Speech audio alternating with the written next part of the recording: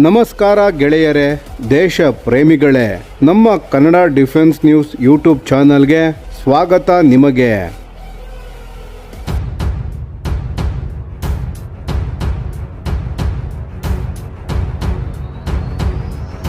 ಭಾರತೀಯ ನೌಕಾಪಡೆಯ ಮುಖ್ಯಸ್ಥರಾದ ಅಡ್ಮಿರಲ್ ದಿನೇಶ್ ಕೆ ತ್ರಿಪಾಠಿ ಅವರು ಮಹತ್ವದ ಎಚ್ಚರಿಕೆ ಮತ್ತು ಆತ್ಮವಿಶ್ವಾಸದ ಸಂದೇಶವನ್ನು ನೀಡಿದ್ದಾರೆ. ಚೀನಾ ಮತ್ತು ಪಾಕಿಸ್ತಾನ ಒಟ್ಟಾಗಿ ಸಮುದ್ರ ವಲಯದಲ್ಲಿ ಸವಾಲನ್ನು ಒಡ್ಡಿದರೂ ಭಾರತೀಯ ನೌಕಾಪಡೆ ಯಾವುದೇ ಎರಡು ಮುಂಭಾಗದ ಟೂ ಫ್ರಂಟ್ ವಾರ್ ಸಮುದ್ರ ಭದ್ರತಾ ಸವಾಲನ್ನು ಎದುರಿಸಲು ಸಂಪೂರ್ಣ ಸಿದ್ಧವಾಗಿದೆ ಎಂದು ಅವರು ಸ್ಪಷ್ಟಪಡಿಸಿದ್ದಾರೆ. ಕಳೆದ ಕೆಲವು ವರ್ಷಗಳಲ್ಲಿ ಹಿಂದೂ ಮಹಾಸಾಗರ ಪ್ರದೇಶದಲ್ಲಿ ಚೀನಾದ ಪೀಪಲ್ಸ್ ಲಿಬರೇಷನ್ ಆರ್ಮಿ ನೇವಿಯ ಚಟುವಟಿಕೆಗಳು ಗಣನೀಯವಾಗಿ ಹೆಚ್ಚುತ್ತಿವೆ. ಇದರ ಜೊತೆಗೆ ಪಾಕಿಸ್ತಾನದೊಂದಿಗೆ ಚೀನಾದ ನೌಕಾ ಸಹಕಾರವು ಮತ್ತಷ್ಟು ಬಲಗೊಂಡಿದೆ. ವಿಶೇಷವಾಗಿ ಚೀನಾ ನಿರ್ಮಿತ ಜಲಾಂತರ್ಗಾಮಿ ನೌಕೆಗಳ ಹಸ್ತಾಂತರ ಮತ್ತು ಪಾಕಿಸ್ತಾನ ನೌಕಾಪಡೆಯ ಆಧುನೀಕರಣ ಕಾರ್ಯಕ್ರಮಗಳು ಭಾರತಕ್ಕೆ ಹೊಸ ಭದ್ರತಾ ಸವಾಲುಗಳನ್ನು ಸೃಷ್ಟಿಸುತ್ತಿವೆ. ಇತ್ತೀಚೆಗೆ ಪಾಕಿಸ್ತಾನದ ನೌಕಾಪಡೆಗೆ ಚೀನಾದಲ್ಲಿ ನಿರ್ಮಿಸಿದ 4 ಡೀಸೆಲ್ ಎಲೆಕ್ಟ್ರಿಕ್ ದಾಳಿ ಜಲಾಂತರ್ಗಾಮಿ ನೌಕೆಗಳ ಪೈಕಿ ಮೊದಲನೆಯದನ್ನು ಅಧಿಕೃತವಾಗಿ ಸೇರ್ಪಡೆಗೊಳಿಸಲಾಗಿದೆ. ಇದರಿಂದ ಪಾಕಿಸ್ತಾನದ ಸಮುದ್ರ ಯುದ್ಧ ಸಾಮರ್ಥ್ಯ ಮತ್ತಷ್ಟು ಬಲಗೊಂಡಿದೆ. ಆದರೆ ಈ ಬೆಳವಣಿಗೆಗಳನ್ನು ಭಾರತೀಯ ನೌಕಾಪಡೆಯು ಅತ್ಯಂತ ಸೂಕ್ಷ್ಮವಾಗಿ ಗಮನಿಸುತ್ತಿದೆ. ಅಡ್ಮಿರಲ್ ತ್ರಿಪಾಠಿ ಅವರ ಪ್ರಕಾರ ಭಾರತೀಯ ನೌಕಾಪಡೆಯ ಕಾರ್ಯತಂತ್ರವು ಯಾವುದೇ ಒಂದು ದೇಶವನ್ನು ಗುರಿಯಾಗಿಸಿಕೊಂಡಿಲ್ಲ, ಬದಲಾಗಿ ಭಾರತದ ಸಮುದ್ರದ ಹಿತಾಸಕ್ತಿಗಳನ್ನು ರಕ್ಷಿಸುವುದು ಮತ್ತು ಮುಕ್ತ ಹಾಗೂ ಸುರಕ್ಷಿತ ಮತ್ತು ಸ್ಥಿರ ಇಂಡೋ ಪೆಸಿಫಿಕ್ ಪ್ರದೇಶವನ್ನು ಕಾಪಾಡುವುದು ಮುಖ್ಯ ಉದ್ದೇಶವಾಗಿದೆ. ಅವರು ಹೇಳುವಂತೆ ಇತ್ತೀಚಿನ ವರ್ಷಗಳಲ್ಲಿ ಭಾರತೀಯ ನೌಕಾಪಡೆ ತನ್ನ ಸಾಮರ್ಥ್ಯವನ್ನು ಬಹಳ ಮಟ್ಟಿಗೆ ವಿಸ್ತರಿಸಿದೆ. ವಿಶೇಷವಾಗಿ ಜಲಾಂತರ್ಗಾಮಿ ವಿರೋಧಿ ಯುದ್ಧ ಸಾಮರ್ಥ್ಯ, ಅಂಡರ್ ವಾಟರ್ ಸರ್ವಿಲೆನ್ಸ್ ವ್ಯವಸ್ಥೆಗಳು, ದೀರ್ಘ ವ್ಯಾಪ್ತಿಯ ಸಮುದ್ರ ಕಣ್ಗಾವಲು ಸಾಮರ್ಥ್ಯ ಮತ್ತು ನೆಟ್ವರ್ಕ್ ಸೆಂಟ್ರಿಕ್ ಕಾರ್ಯಾಚರಣೆಗಳನ್ನು ಗಣನೀಯವಾಗಿ ಬಲಪಡಿಸಲಾಗಿದೆ. ಇಂದು ಭಾರತೀಯ ನೌಕಾಪಡೆ ಕೇವಲ ಹಡಗುಗಳ ಸಂಖ್ಯೆಯ ಮೇಲೆ ಅವಲಂಬಿತವಾಗಿಲ್ಲ, ಬದಲಾಗಿ ಆಧುನಿಕ ತಂತ್ರಜ್ಞಾನಗಳು, ಕಾರ್ಯಾಚರಣೆಯ ಸಿದ್ಧತೆ, ನಿಖರ ಕಣ್ಗಾವಲು ಮತ್ತು ಅಗತ್ಯ ಬಿದ್ದರೆ ಶತ್ರುವಿಗೆ ದೊಡ್ಡ ಬೆಲೆ ತೆತ್ತಿಸುವ ಸಾಮರ್ಥ್ಯದ ಮೇಲೆ ತನ್ನ ನಿರೋಧಕ ಶಕ್ತಿಯನ್ನು ನಿರ್ಮಿಸಿಕೊಂಡಿದೆ. ಅಡ್ಮಿರಲ್ ತ್ರಿಪಾಠಿ ಅವರು ಭಾರತದ ಭವಿಷ್ಯದ ನೌಕಾ ಯೋಜನೆಗಳ ಬಗ್ಗೆಯೂ ಮಾತನಾಡಿದ್ದಾರೆ. ಪ್ರಾಜೆಕ್ಟ್ 75 ಇಂಡಿಯಾ ಯೋಜನೆಯಡಿ 6 ಅತ್ಯಾಧುನಿಕ ಸ್ಟೆಲ್ತ್ ಜಲಾಂತರ್ಗಾಮಿ ನೌಕೆಗಳನ್ನು ನಿರ್ವಹಿಸುವ ಯೋಜನೆ ನಡೆಯುತ್ತಿದೆ. ಇದರ ಜೊತೆಗೆ 200ಕ್ಕೂ ಹೆಚ್ಚು ಯುದ್ಧ ನೌಕೆಗಳನ್ನು ಹೊಂದಿರುವ ಬೃಹತ್ ನೌಕಾಪಡೆಯಾಗಿ ರೂಪುಗೊಳ್ಳುವ ಗುರಿಯತ್ತ ಭಾರತ ಸಾಗುತ್ತಿದೆ. ಇದೇ ವೇಳೆ ಪಶ್ಚಿಮ ಏಷ್ಯಾದಲ್ಲಿನ ಸಂಘರ್ಷಗಳು ಹಾಗೂ ರಷ್ಯಾ ಯುಕ್ರೇನ್ ಯುದ್ಧದಿಂದ ಭಾರತ ಮಹತ್ವದ ಪಾಠಗಳನ್ನು ಕಲಿಯುತ್ತಿದೆ ಎಂದು ಅವರು ಹೇಳಿದ್ದಾರೆ. ಅವರ ಪ್ರಕಾರ ಸಮುದ್ರ ಭದ್ರತೆ ಎಂದರೆ ಕೇವಲ ಸೇನಾ ವಿಷಯವಲ್ಲ, ಅದು ನೇರವಾಗಿ ದೇಶದ ಆರ್ಥಿಕ ಭದ್ರತೆ, ಇಂಧನ ಭದ್ರತೆ ಮತ್ತು ರಾಷ್ಟ್ರೀಯ ಸ್ಥಿರತೆಯೊಂದಿಗೆ ಸಂಬಂಧವನ್ನು ಹೊಂದಿದೆ. ಸಾಗರ ಮಾರ್ಗಗಳಲ್ಲಿ ವ್ಯತ್ಯಯ ಉಂಟಾದರೆ ತೈಲ ಪೂರೈಕೆ, ವ್ಯಾಪಾರ, ವಿಮಾ ವೆಚ್ಚ ಮತ್ತು ಜಾಗತಿಕ ಸರಕು ಸಾಗಣೆ ವ್ಯವಸ್ಥೆಗಳ ಮೇಲೆ ತಕ್ಷಣದ ಪರಿಣಾಮ ಬೀಳುತ್ತದೆ. ಇದರಿಂದಾಗಿ ಭವಿಷ್ಯದ ಯುದ್ಧಗಳಿಗೆ ಸೇನೆಯ 3 ವಿಭಾಗಗಳಾದ ಭೂಸೇನೆ, ವಾಯುಪಡೆ ಮತ್ತು ನೌಕಾಪಡೆಯ ನಡುವೆ ಇನ್ನಷ್ಟು ಸಮನ್ವಯ ಅಗತ್ಯವಾಗಿದೆ ಎಂದು ಅವರು ಒತ್ತಿ ಹೇಳಿದ್ದಾರೆ. ಅಡ್ಮಿರಲ್ ತ್ರಿಪಾಠಿ ಅವರ ಪ್ರಕಾರ ಭವಿಷ್ಯದ ಯುದ್ಧ ಭೂಮಿ ಕೇವಲ ಭೂಮಿ, ಸಮುದ್ರ ಮತ್ತು ಆಕಾಶಕ್ಕೆ ಸೀಮಿತವಾಗಿರುವುದಿಲ್ಲ. ಸೈಬರ್ ಕ್ಷೇತ್ರ, ಬಾಹ್ಯಾಕಾಶ, ಎಲೆಕ್ಟ್ರೋ ಮ್ಯಾಗ್ನೆಟಿಕ್ ವಲಯ ಮತ್ತು ಮಾಹಿತಿ ಯುದ್ಧ ಕೂಡ ಪ್ರಮುಖ ಪಾತ್ರ ವಹಿಸಲಿವೆ. ಈ ಕಾರಣಕ್ಕಾಗಿ ಭಾರತೀಯ ನೌಕಾಪಡೆ ಈಗಾಗಲೇ ಕೃತಕ ಬುದ್ಧಿಮತ್ತೆ, ಎಐ ಅಥವಾ ಆರ್ಟಿಫಿಷಿಯಲ್ ಇಂಟೆಲಿಜೆನ್ಸ್, ಕ್ವಾಂಟಮ್ ತಂತ್ರಜ್ಞಾನ ಮತ್ತು ಸ್ವಾಯತ್ತ ಯುದ್ಧ ವ್ಯವಸ್ಥೆಗಳನ್ನು ತನ್ನ ಕಾರ್ಯಾಚರಣೆಗಳಲ್ಲಿ ಅಳವಡಿಸಿಕೊಳ್ಳುತ್ತಿದೆ. ಇತ್ತೀಚಿನ ಆಪರೇಷನ್ ಸಿಂಧೂರ್ ಕಾರ್ಯಾಚರಣೆಯನ್ನು ಉದಾಹರಣೆಯಾಗಿ ಉಲ್ಲೇಖಿಸಿದ ಅಡ್ಮಿರಲ್ ತ್ರಿಪಾಠಿಯವರು ಭಾರತೀಯ ನೌಕಾಪಡೆಯ ಯುದ್ಧ ಸಿದ್ಧತೆ ಮತ್ತು ನಿರೋಧಕ ಸಾಮರ್ಥ್ಯವನ್ನು ಅದು ಯಶಸ್ವಿಯಾಗಿ ಪ್ರದರ್ಶಿಸಿದೆ ಎಂದು ಹೇಳಿದ್ದಾರೆ. ಆ ಕಾರ್ಯಾಚರಣೆಯ ವೇಳೆ ಉತ್ತರ ಅರಬ್ಬಿ ಸಮುದ್ರದಲ್ಲಿ ನಿಯೋಜಿಸಲಾಗಿದ್ದ ಭಾರತೀಯ ಕ್ಯಾರಿಯರ್ ಬ್ಯಾಟಲ್ ಗ್ರೂಪ್ ಪಾಕಿಸ್ತಾನದೊಂದಿಗೆ ಉದ್ವಿಗ್ನತೆ ಹೆಚ್ಚಿದ ಸಮಯದಲ್ಲಿ ತಂತ್ರಜ್ಞಾನದ ದೃಷ್ಟಿಯಿಂದ ಮಹತ್ವದ ಪರಿಣಾಮ ಬೀರಿತ್ತು. ಕೊನೆಗೆ ಅವರು ಒಂದು ಸ್ಪಷ್ಟ ಸಂದೇಶ ಕೂಡ ನೀಡಿದ್ದಾರೆ. ಭವಿಷ್ಯದ ಯುದ್ಧಗಳಲ್ಲಿ ಯಾವುದೇ ಒಂದು ಸೇನಾ ವಿಭಾಗ ಮಾತ್ರ ಪ್ರತ್ಯೇಕವಾಗಿ ಕಾರ್ಯನಿರ್ವಹಿಸಲು ಸಾಧ್ಯವಿಲ್ಲ. ಭೂಸೇನೆ, ವಾಯುಪಡೆ, ನೌಕಾಪಡೆ ಮತ್ತು ಕರಾವಳಿ ರಕ್ಷಣಾ ಪಡೆಗಳ ಸಂಪೂರ್ಣ ಏಕೀಕರಣವೇ ಭಾರತದ ಭವಿಷ್ಯದ ರಕ್ಷಣಾ ವ್ಯವಸ್ಥೆಯ ಕೇಂದ್ರ ಬಿಂದುವಾಗಲಿದೆ. ಒಟ್ಟಿನಲ್ಲಿ ನೋಡಿದರೆ ಚೀನಾ ಮತ್ತು ಪಾಕಿಸ್ತಾನದ ಹೆಚ್ಚುತ್ತಿರುವ ಸಮುದ್ರ ಸಹಕಾರದ ನಡುವೆಯೂ ಭಾರತೀಯ ನೌಕಾಪಡೆ ತನ್ನ ಸಾಮರ್ಥ್ಯವನ್ನು ನಿರಂತರವಾಗಿ ವೃದ್ಧಿಸಿಕೊಳ್ಳುತ್ತಿದ್ದು, ಹಿಂದೂ ಮಹಾಸಾಗರ ಪ್ರದೇಶದಲ್ಲಿ ಭಾರತದ ಹಿತಾಸಕ್ತಿಗಳನ್ನು ರಕ್ಷಿಸಲು ಸಂಪೂರ್ಣ ಸಜ್ಜಾಗಿದೆ. ಸ್ನೇಹಿತರೆ, ಈ ವಿಷಯದ ಬಗ್ಗೆ ನಿಮ್ಮ ಅಭಿಪ್ರಾಯವೇನು? ಭಾರತೀಯ ನೌಕಾಪಡೆಯು ಈ ಸಿದ್ಧತೆ ಚೀನಾ ಪಾಕಿಸ್ತಾನದ ಸವಾಲಿಗೆ ಸಾಕಾಗುತ್ತದೆಯೇ? ಹಾಗೂ ಭಾರತೀಯ ನೌಕಾಪಡೆಯ ಹೊಸ ಮುಖ್ಯಸ್ಥರಾಗಿ ಅಡ್ಮಿರಲ್ ಕೃಷ್ಣ ಸ್ವಾಮಿನಾಥನ್ ರವರು ಅಧಿಕಾರ ಸ್ವೀಕರಿಸಿದ್ದಾರೆ. ತಮ್ಮ ಅಧಿಕಾರಾವಧಿಯ ಮೊದಲ ಸಂದೇಶದಲ್ಲೇ ಅಡ್ಮಿರಲ್ ಕೃಷ್ಣ ಸ್ವಾಮಿನಾಥನ್ ಅವರು ಭಾರತೀಯ ನೌಕಾಪಡೆಯ ಭವಿಷ್ಯದ ದಿಕ್ಕನ್ನು ಸ್ಪಷ್ಟಪಡಿಸಿದ್ದಾರೆ. ನೌಕಾಪಡೆಯ ಕಾರ್ಯಾಚರಣೆಗಳಲ್ಲಿ 3 ಪ್ರಮುಖ ಅಂಶಗಳಿಗೆ ವಿಶೇಷ ಒತ್ತನ್ನು ನೀಡುವುದಾಗಿ ಅವರು ಹೇಳಿದ್ದಾರೆ.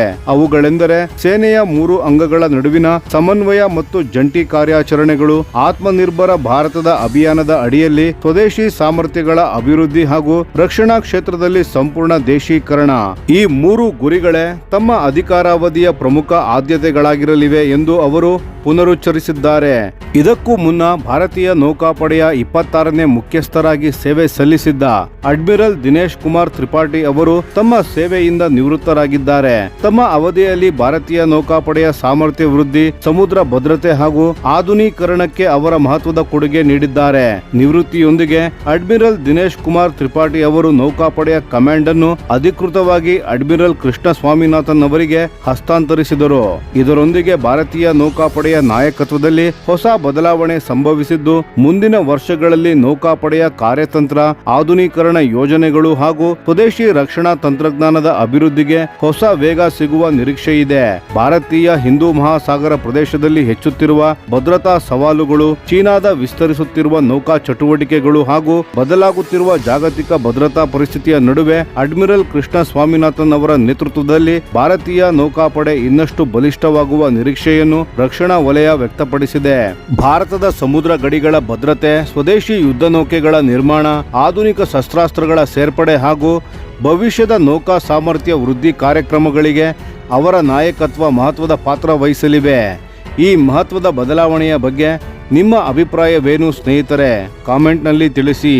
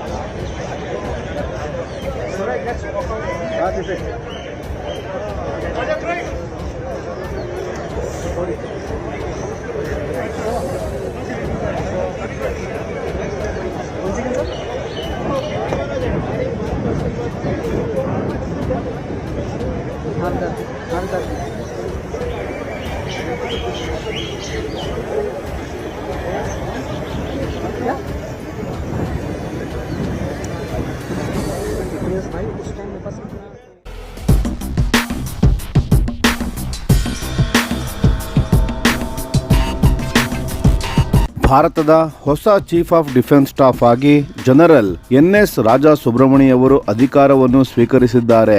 ಭಾರತದ 3ನೇ CDS ಆಗಿರುವ ಅವರು ದೇಶದ ಅತ್ಯುನ್ನತ ಸೇನಾ ಹುದ್ದೆಯನ್ನು ವಹಿಸಿಕೊಂಡಿದ್ದು, ಭಾರತೀಯ ಸಶಸ್ತ್ರ ಪಡೆಗಳನ್ನು ಇನ್ನಷ್ಟು ಬಲಿಷ್ಠ ಮತ್ತು ಆಧುನೀಕರಣಗೊಳಿಸುವ ಸಂಕಲ್ಪವನ್ನು ವ್ಯಕ್ತಪಡಿಸಿದ್ದಾರೆ.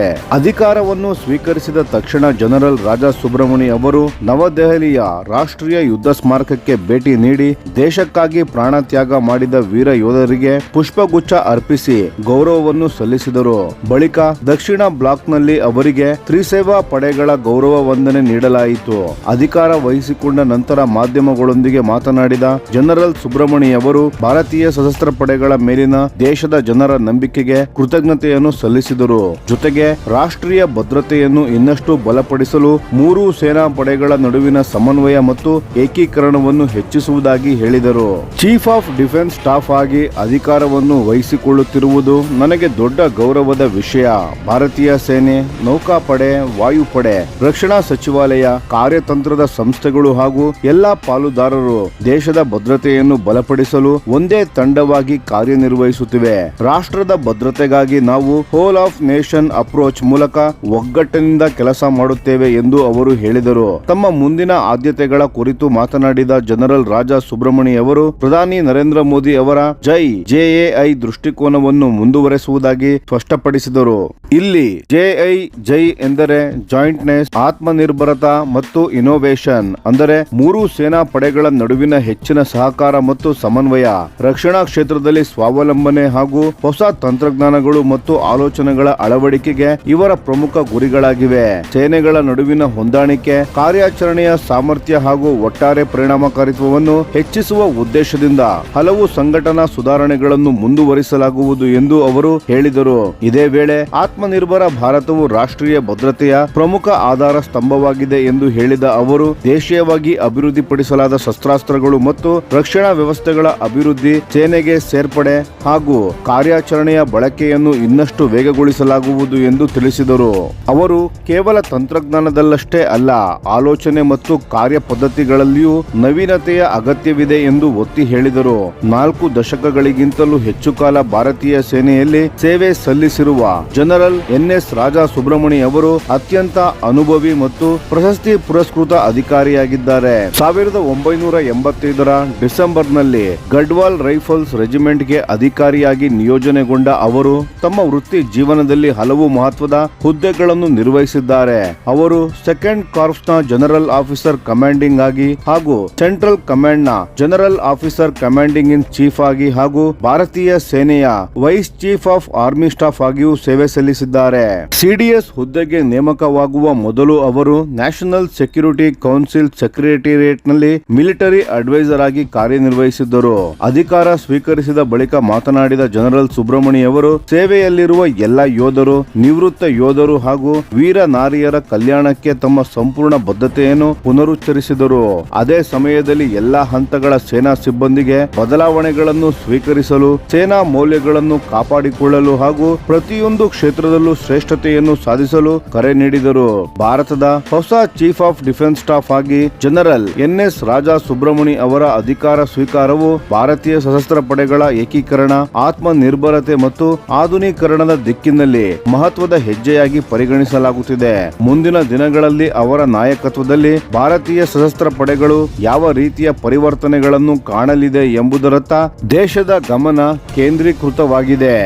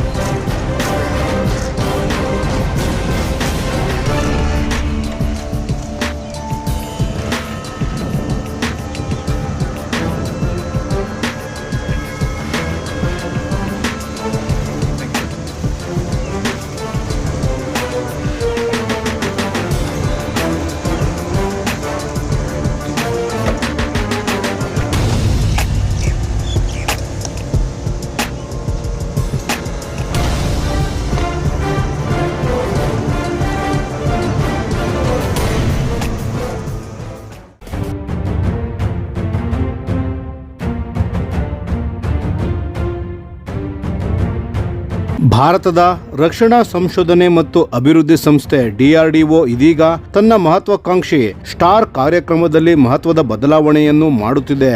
ಮೂಲತಃ ವೇಗವಾಗಿ ಚಲಿಸುವ ಗುರಿಯನ್ನು ಅನುಕರಿಸುವ ಟಾರ್ಗೆಟ್ ಡ್ರೋನ್ ಆಗಿ ಅಭಿವೃದ್ಧಿಪಡಿಸಲಾಗಿದ್ದ ಸ್ಟಾರ್ ವ್ಯವಸ್ಥೆಯನ್ನು ಈಗ ಕಡಿಮೆ ವೆಚ್ಚದ ಸೂಪರ್ಸಾನಿಕ್ ಕ್ಷಿಪಣಿಯಾಗಿ ಪರಿವರ್ತಿಸಲಾಗುತ್ತಿದೆ. ಈ ಹೊಸ ರೂಪಾಂತರಕ್ಕೆ ಸ್ಟಾರ್ T ಅಥವಾ ಸ್ಟಾರ್ ಟ್ಯಾಕ್ಟಿಕಲ್ ಎಂದು ಹೆಸರಿಡಲಾಗಿದೆ.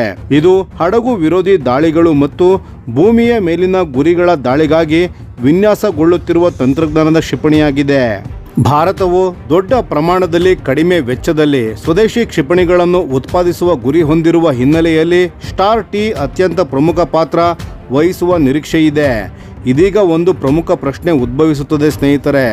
ಬ್ರಹ್ಮೋಸ್ ಎಂಬ ಅತ್ಯಂತ ಶಕ್ತಿಶಾಲಿ ಕ್ರೂಸ್ ಕ್ಷಿಪಣಿ ಈಗಾಗಲೇ ನಮ್ಮ ಬಳಿ ಇರುವಾಗ ಸ್ಟಾರ್ T ಯಾಕೆ ಬೇಕು ಅಂತ. ಇದಕ್ಕೆ ಉತ್ತರ ಯುದ್ಧದ ಆರ್ಥಿಕತೆಯಲ್ಲಿ ಅಡಗಿದೆ ಸ್ನೇಹಿತರೆ. ಬ್ರಹ್ಮೋಸ್ ವಿಶ್ವದ ಅತ್ಯಂತ ವೇಗದ ಕ್ರೂಸ್ ಕ್ಷಿಪಣಿಗಳಲ್ಲಿ ಒಂದಾಗಿದ್ದು ಅದರ ನಿರ್ಮಾಣ ವೆಚ್ಚವು ಅತ್ಯಂತ ಹೆಚ್ಚು. ಪ್ರತಿಯೊಂದು ಬ್ರಹ್ಮೋಸ್ ಕ್ಷಿಪಣಿಯ ಬೆಲೆ ಕೋಟ್ಯಾಂತರ ರೂಪಾಯಿಗಳಷ್ಟಿದೆ. ಆದ್ದರಿಂದ ಪ್ರತಿಯೊಂದು ಸಣ್ಣ ಗುರಿಯ ಮೇಲೆ ಬ್ರಹ್ಮೋಸ್ ಮಿಸೈಲ್ನ ಬಳಕೆ ಮಾಡುವುದು ಪ್ರಾಯೋಗಿಕವಾಗಿರುವುದಿಲ್ಲ. ಇದೇ ಕಾರಣಕ್ಕೆ DRDO ಸ್ಟಾರ್ T ಅಭಿವೃದ್ಧಿಯತ್ತ ಗಮನ ಹರಿಸಿದೆ. ಸ್ಟಾರ್ T ಕ್ಷಿಪಣಿ ಗಾತ್ರದಲ್ಲಿ ಮತ್ತು ತೂಕದಲ್ಲಿ ಬ್ರಹ್ಮೋಸ್ಗಿಂತ ಬಹಳ ಚಿಕ್ಕದಾಗಿದೆ. ಸುಮಾರು 3000 ಕಿಲೋಗ್ರಾಂ ತೂಕದ ಬ್ರಹ್ಮೋಸ್ಗೆ ಹೋಲಿಸಿದರೆ ಸ್ಟಾರ್ T ಬಹಳ ಹಗುರವಾಗಿದೆ. ಇದರ ನಿರ್ಮಾಣಕ್ಕೆ ದುಬಾರಿ ಟೈಟಾನಿಯಂ ಸೇರಿದಂತೆ ಹೆಚ್ಚಿನ ವೆಚ್ಚದ ವಸ್ತುಗಳ ಅಗತ್ಯವಿರುವುದಿಲ್ಲ. ಬ್ರಹ್ಮೋಸ್ ಸಾಮಾನ್ಯವಾಗಿ 200ರಿಂದ 300 ಕಿಲೋಗ್ರಾಂ ತೂಕದ ವಾರ್ಹೆಡ್ಗಳನ್ನು ಹೊತ್ತೊಯ್ಯಬಲ್ಲದು. ಆದರೆ ಸ್ಟಾರ್ T ಅನ್ನು 50ರಿಂದ 100 ಕಿಲೋಗ್ರಾಂ ತೂಕದ ತಂತ್ರಜ್ಞಾನದ ವಾರ್ಹೆಡ್ಗಳನ್ನು ಸಾಗಿಸಲು ವಿನ್ಯಾಸಗೊಳಿಸಲಾಗುತ್ತಿದೆ. ಇದು ದುರ್ಬಲತೆ ಅಲ್ಲ ಸ್ನೇಹಿತರೆ, ಬದಲಾಗಿ ಕಡಿಮೆ ವೆಚ್ಚದಲ್ಲಿ ದೊಡ್ಡ ಸಂಖ್ಯೆಯಲ್ಲಿ ಉತ್ಪಾದಿಸಲು ನೆರವಾಗುವ ಒಂದು ಪ್ರಮುಖ ವೈಶಿಷ್ಟ್ಯವಾಗಿದೆ. ಇತ್ತೀಚಿನ ಜಾಗತಿಕ ಸಂಘರ್ಷಗಳು ಒಂದು ಪ್ರಮುಖ ಪಾಠವನ್ನು ಕಲಿಸಿವೆ. ಆಧುನಿಕ ಯುದ್ಧಗಳಲ್ಲಿ ಕೇವಲ ಕ್ಷಿಪಣಿಯ ಸಾಮರ್ಥ್ಯ ಮಾತ್ರ ಮುಖ್ಯವಲ್ಲ, ಅದರ ವೆಚ್ಚ ಮತ್ತು ದೊಡ್ಡ ಪ್ರಮಾಣದಲ್ಲಿ ಉತ್ಪಾದಿಸುವ ಸಾಮರ್ಥ್ಯವು ಅಷ್ಟೇ ಮುಖ್ಯವಾಗಿದೆ. ರಷ್ಯಾದ S-300 ಮಾದರಿಯ ವಾಯು ರಕ್ಷಣಾ ವ್ಯವಸ್ಥೆಗಳು ಅಥವಾ ಚೀನಾದ HQ-9 ಮಾದರಿಯ ಸುಧಾರಿತ ಏರ್ ಡಿಫೆನ್ಸ್ ನೆಟ್ವರ್ಕ್ಗಳಿಗೂ ಒಂದೇ ಸಮಯದಲ್ಲಿ ಎಷ್ಟು ಗುರಿಗಳನ್ನು ಪತ್ತೆ ಹಚ್ಚಿ ಹೊಡೆದುರುಳಿಸಬಹುದು ಎಂಬ ಮಿತಿ ಇರುತ್ತದೆ. ಅಲ್ಲಿಯೇ ಸ್ಟಾರ್ T ತನ್ನ ನಿಜವಾದ ಶಕ್ತಿಯನ್ನು ಪ್ರದರ್ಶಿಸುತ್ತದೆ. ಯುದ್ಧದ ಸಂದರ್ಭದಲ್ಲಿ ಭಾರತೀಯ ಸಶಸ್ತ್ರ ಪಡೆಗಳು ದೊಡ್ಡ ಸಂಖ್ಯೆಯಲ್ಲಿ ಸ್ಟಾರ್ T ಕ್ಷಿಪಣಿಗಳನ್ನು ಒಂದೇ ವೇಳೆ ಉಡಾಯಿಸುವ ಮೂಲಕ ಶತ್ರುವಿನ ರಡಾರ್ ವ್ಯವಸ್ಥೆಗಳು ಮತ್ತು ಇಂಟರ್ಸೆಪ್ಟರ್ ಕ್ಷಿಪಣಿಗಳನ್ನು ಒತ್ತಡಕ್ಕೆ ಒಳಪಡಿಸಲು ಸಾಧ್ಯವಾಗುತ್ತದೆ. ಸರಳವಾಗಿ ಹೇಳುವುದಾದರೆ ಇದು ಸ್ವಾರ್ಮ್ ಸ್ಟೈಲ್ ಅಟ್ಯಾಕ್ ಅಥವಾ ಗುಂಪು ದಾಳಿಯ ತಂತ್ರವಾಗಿದೆ. ಒಂದು ಬ್ರಹ್ಮೋಸ್ ಕ್ಷಿಪಣಿಯ ವೆಚ್ಚದಲ್ಲಿ 2 ಅಥವಾ 3 ಸ್ಟಾರ್ T ಕ್ಷಿಪಣಿಗಳನ್ನು ಉಡಾಯಿಸಲು ಸಾಧ್ಯವಾದರೆ ದಾಳಿಯ ಸಾಂದ್ರತೆ ಹಲವು ಪಟ್ಟು ಹೆಚ್ಚಾಗುತ್ತದೆ. ಅದೇ ಸಮಯದಲ್ಲಿ ಅಮೂಲ್ಯ ಬ್ರಹ್ಮೋಸ್ ಕ್ಷಿಪಣಿಗಳ ಸಂಗ್ರಹವನ್ನು ಉಳಿಸಿಕೊಳ್ಳಲು ಸಾಧ್ಯವಾಗುತ್ತದೆ. ಲಭ್ಯವಾಗಿರುವ ಮಾಹಿತಿಯ ಪ್ರಕಾರ ಭಾರತೀಯ ಸೇನೆ ಮತ್ತು ನೌಕಾಪಡೆ 2 ಸ್ಟಾರ್ T ಯನ್ನು ಭೂಮಿಯಿಂದ ಭೂಮಿಗೆ ಹಾಗೂ ಭೂಮಿಯಿಂದ ಸಮುದ್ರದ ಮೇಲಿನ ಗುರಿಗಳ ದಾಳಿಗಳಿಗಾಗಿ ಬಳಸುವ ಸಾಧ್ಯತೆಯನ್ನು ಪರಿಶೀಲಿಸುತ್ತಿವೆ. ಇದರಿಂದ ಈ ಕ್ಷಿಪಣಿಗೆ ಭೂಮಿ ಮತ್ತು ಸಮುದ್ರ ಯುದ್ಧದ ಕಾರ್ಯಾಚರಣೆಗಳಲ್ಲಿ ಬಹುಮುಖ ಬಳಕೆಯ ಸಾಮರ್ಥ್ಯ ದೊರೆಯಲಿದೆ. ಸ್ಟಾರ್ T ಯೋಜನೆಯು ಆಧುನಿಕ ಯುದ್ಧ ತಂತ್ರದಲ್ಲಿ ನಡೆಯುತ್ತಿರುವ ಒಂದು ಮಹತ್ವದ ಬದಲಾವಣೆಯನ್ನು ಪ್ರತಿಬಿಂಬಿಸುತ್ತದೆ. ಇಂದು ಕೇವಲ ಅತ್ಯಾಧುನಿಕ ಆಯುಧಗಳನ್ನು ಹೊಂದಿರುವುದಷ್ಟೇ ಸಾಕಾಗುವುದಿಲ್ಲ. ಅವುಗಳನ್ನು ದೊಡ್ಡ ಪ್ರಮಾಣದಲ್ಲಿ ಉತ್ಪಾದಿಸಿ ದೀರ್ಘಕಾಲದ ಯುದ್ಧ ಪರಿಸ್ಥಿತಿಯಲ್ಲಿಯೂ ನಿರಂತರವಾಗಿ ಬಳಸುವ ಸಾಮರ್ಥ್ಯವೂ ಇರಬೇಕು. 2026ರ ಮೇ ತಿಂಗಳಲ್ಲಿ ಮಾತನಾಡಿದ್ದ DRDO ಅಧ್ಯಕ್ಷರಾಗಿದ್ದ ಡಾಕ್ಟರ್ ಸಮೀರ್ ವಿ ಕಾಮತ್ ರವರು ಭವಿಷ್ಯದ ದೀರ್ಘಕಾಲದ ಉನ್ನತ ತೀವ್ರತೆಯ ಸಂಘರ್ಷಗಳನ್ನು ಎದುರಿಸಲು ಭಾರತವು ಕಡಿಮೆ ವೆಚ್ಚದ ಸ್ವದೇಶಿ ಆಯುಧಗಳನ್ನು ಭಾರೀ ಪ್ರಮಾಣದಲ್ಲಿ ನಿರ್ಮಿಸುವ ಅಗತ್ಯವಿದೆ ಎಂದು ಒತ್ತಿ ಹೇಳಿದ್ದರು. ಅವರ ಪ್ರಕಾರ ಒಂದು ಸಾಮಾನ್ಯ ರಡಾರ್ ಕೇಂದ್ರ, ಸಂವಹನ ವ್ಯವಸ್ಥೆ ಅಥವಾ ಲಾಜಿಸ್ಟಿಕ್ಸ್ ಕೇಂದ್ರದಂತಹ ಗುರಿಗಳ ಮೇಲೆ ಸುಮಾರು $5 ಮಿಲಿಯನ್ ಮೌಲ್ಯದ ಕ್ಷಿಪಣಿಯನ್ನು ಬಳಸುವುದು ದೀರ್ಘಾವಧಿಯಲ್ಲಿ ಸಮರ್ಥನೀಯ ತಂತ್ರವಾಗಿರುವುದಿಲ್ಲ. ಇದೇ ಕಾರಣದಿಂದ DRDO ತನ್ನ ಅತ್ಯಂತ ದುಬಾರಿ ಬ್ರಹ್ಮೋಸ್ 2 ಹೈಪರ್ಸಾನಿಕ್ ಕ್ಷಿಪಣಿ ಯೋಜನೆಯನ್ನು ತಾತ್ಕಾಲಿಕವಾಗಿ ನಿಧಾನಗೊಳಿಸಿದೆ. ಸ್ಟಾರ್ T ಹಾಗೂ long range land attack cruise missile ಅಂದರೆ LRLACM ನಂತಹ ಕಡಿಮೆ ವೆಚ್ಚದ ಆದರೆ ದೊಡ್ಡ ಪ್ರಮಾಣದಲ್ಲಿ ಉತ್ಪಾದಿಸಬಹುದಾದ ವ್ಯವಸ್ಥೆಗಳ ಅಭಿವೃದ್ಧಿಗೆ ಹೆಚ್ಚಿನ ಆದ್ಯತೆಯನ್ನು ನೀಡುತ್ತಿದೆ. ಒಟ್ಟಾರೆ ಹೇಳುವುದಾದರೆ ಸ್ಟಾರ್ ಟಿ ಕೇವಲ ಮತ್ತೊಂದು ಹೊಸ ಕ್ಷಿಪಣಿ ಅಲ್ಲ, ಇದು ಭಾರತದ ಭವಿಷ್ಯದ ಯುದ್ಧ ತಂತ್ರದಲ್ಲಿ ಕಡಿಮೆ ವೆಚ್ಚದಲ್ಲಿ ಹೆಚ್ಚು ಪರಿಣಾಮ ಎಂಬ ಹೊಸ ಪರಿಕಲ್ಪನೆಯ ಪ್ರತೀಕವಾಗಿದೆ. ಮುಂದಿನ ವರ್ಷಗಳಲ್ಲಿ ಸ್ಟಾರ್ ಟಿ ಭಾರತೀಯ ಸಶಸ್ತ್ರ ಪಡೆಗಳ ಕ್ಷಿಪಣಿ ಸಾಮರ್ಥ್ಯವನ್ನು ಮತ್ತೊಂದು ಹಂತಕ್ಕೆ ಕೊಂಡೊಯ್ಯುತ್ತದೆಯೇ ಎಂಬುದನ್ನು ಕಾದು ನೋಡಬೇಕಾಗಿದೆ. ಈ ವಿಷಯದ ಬಗ್ಗೆ ನಿಮ್ಮ ಅಭಿಪ್ರಾಯವನ್ನು ದಯವಿಟ್ಟು ಕಾಮೆಂಟ್ ನಲ್ಲಿ ತಿಳಿಸಿ ಸ್ನೇಹಿತರೆ. ಧನ್ಯವಾದಗಳು.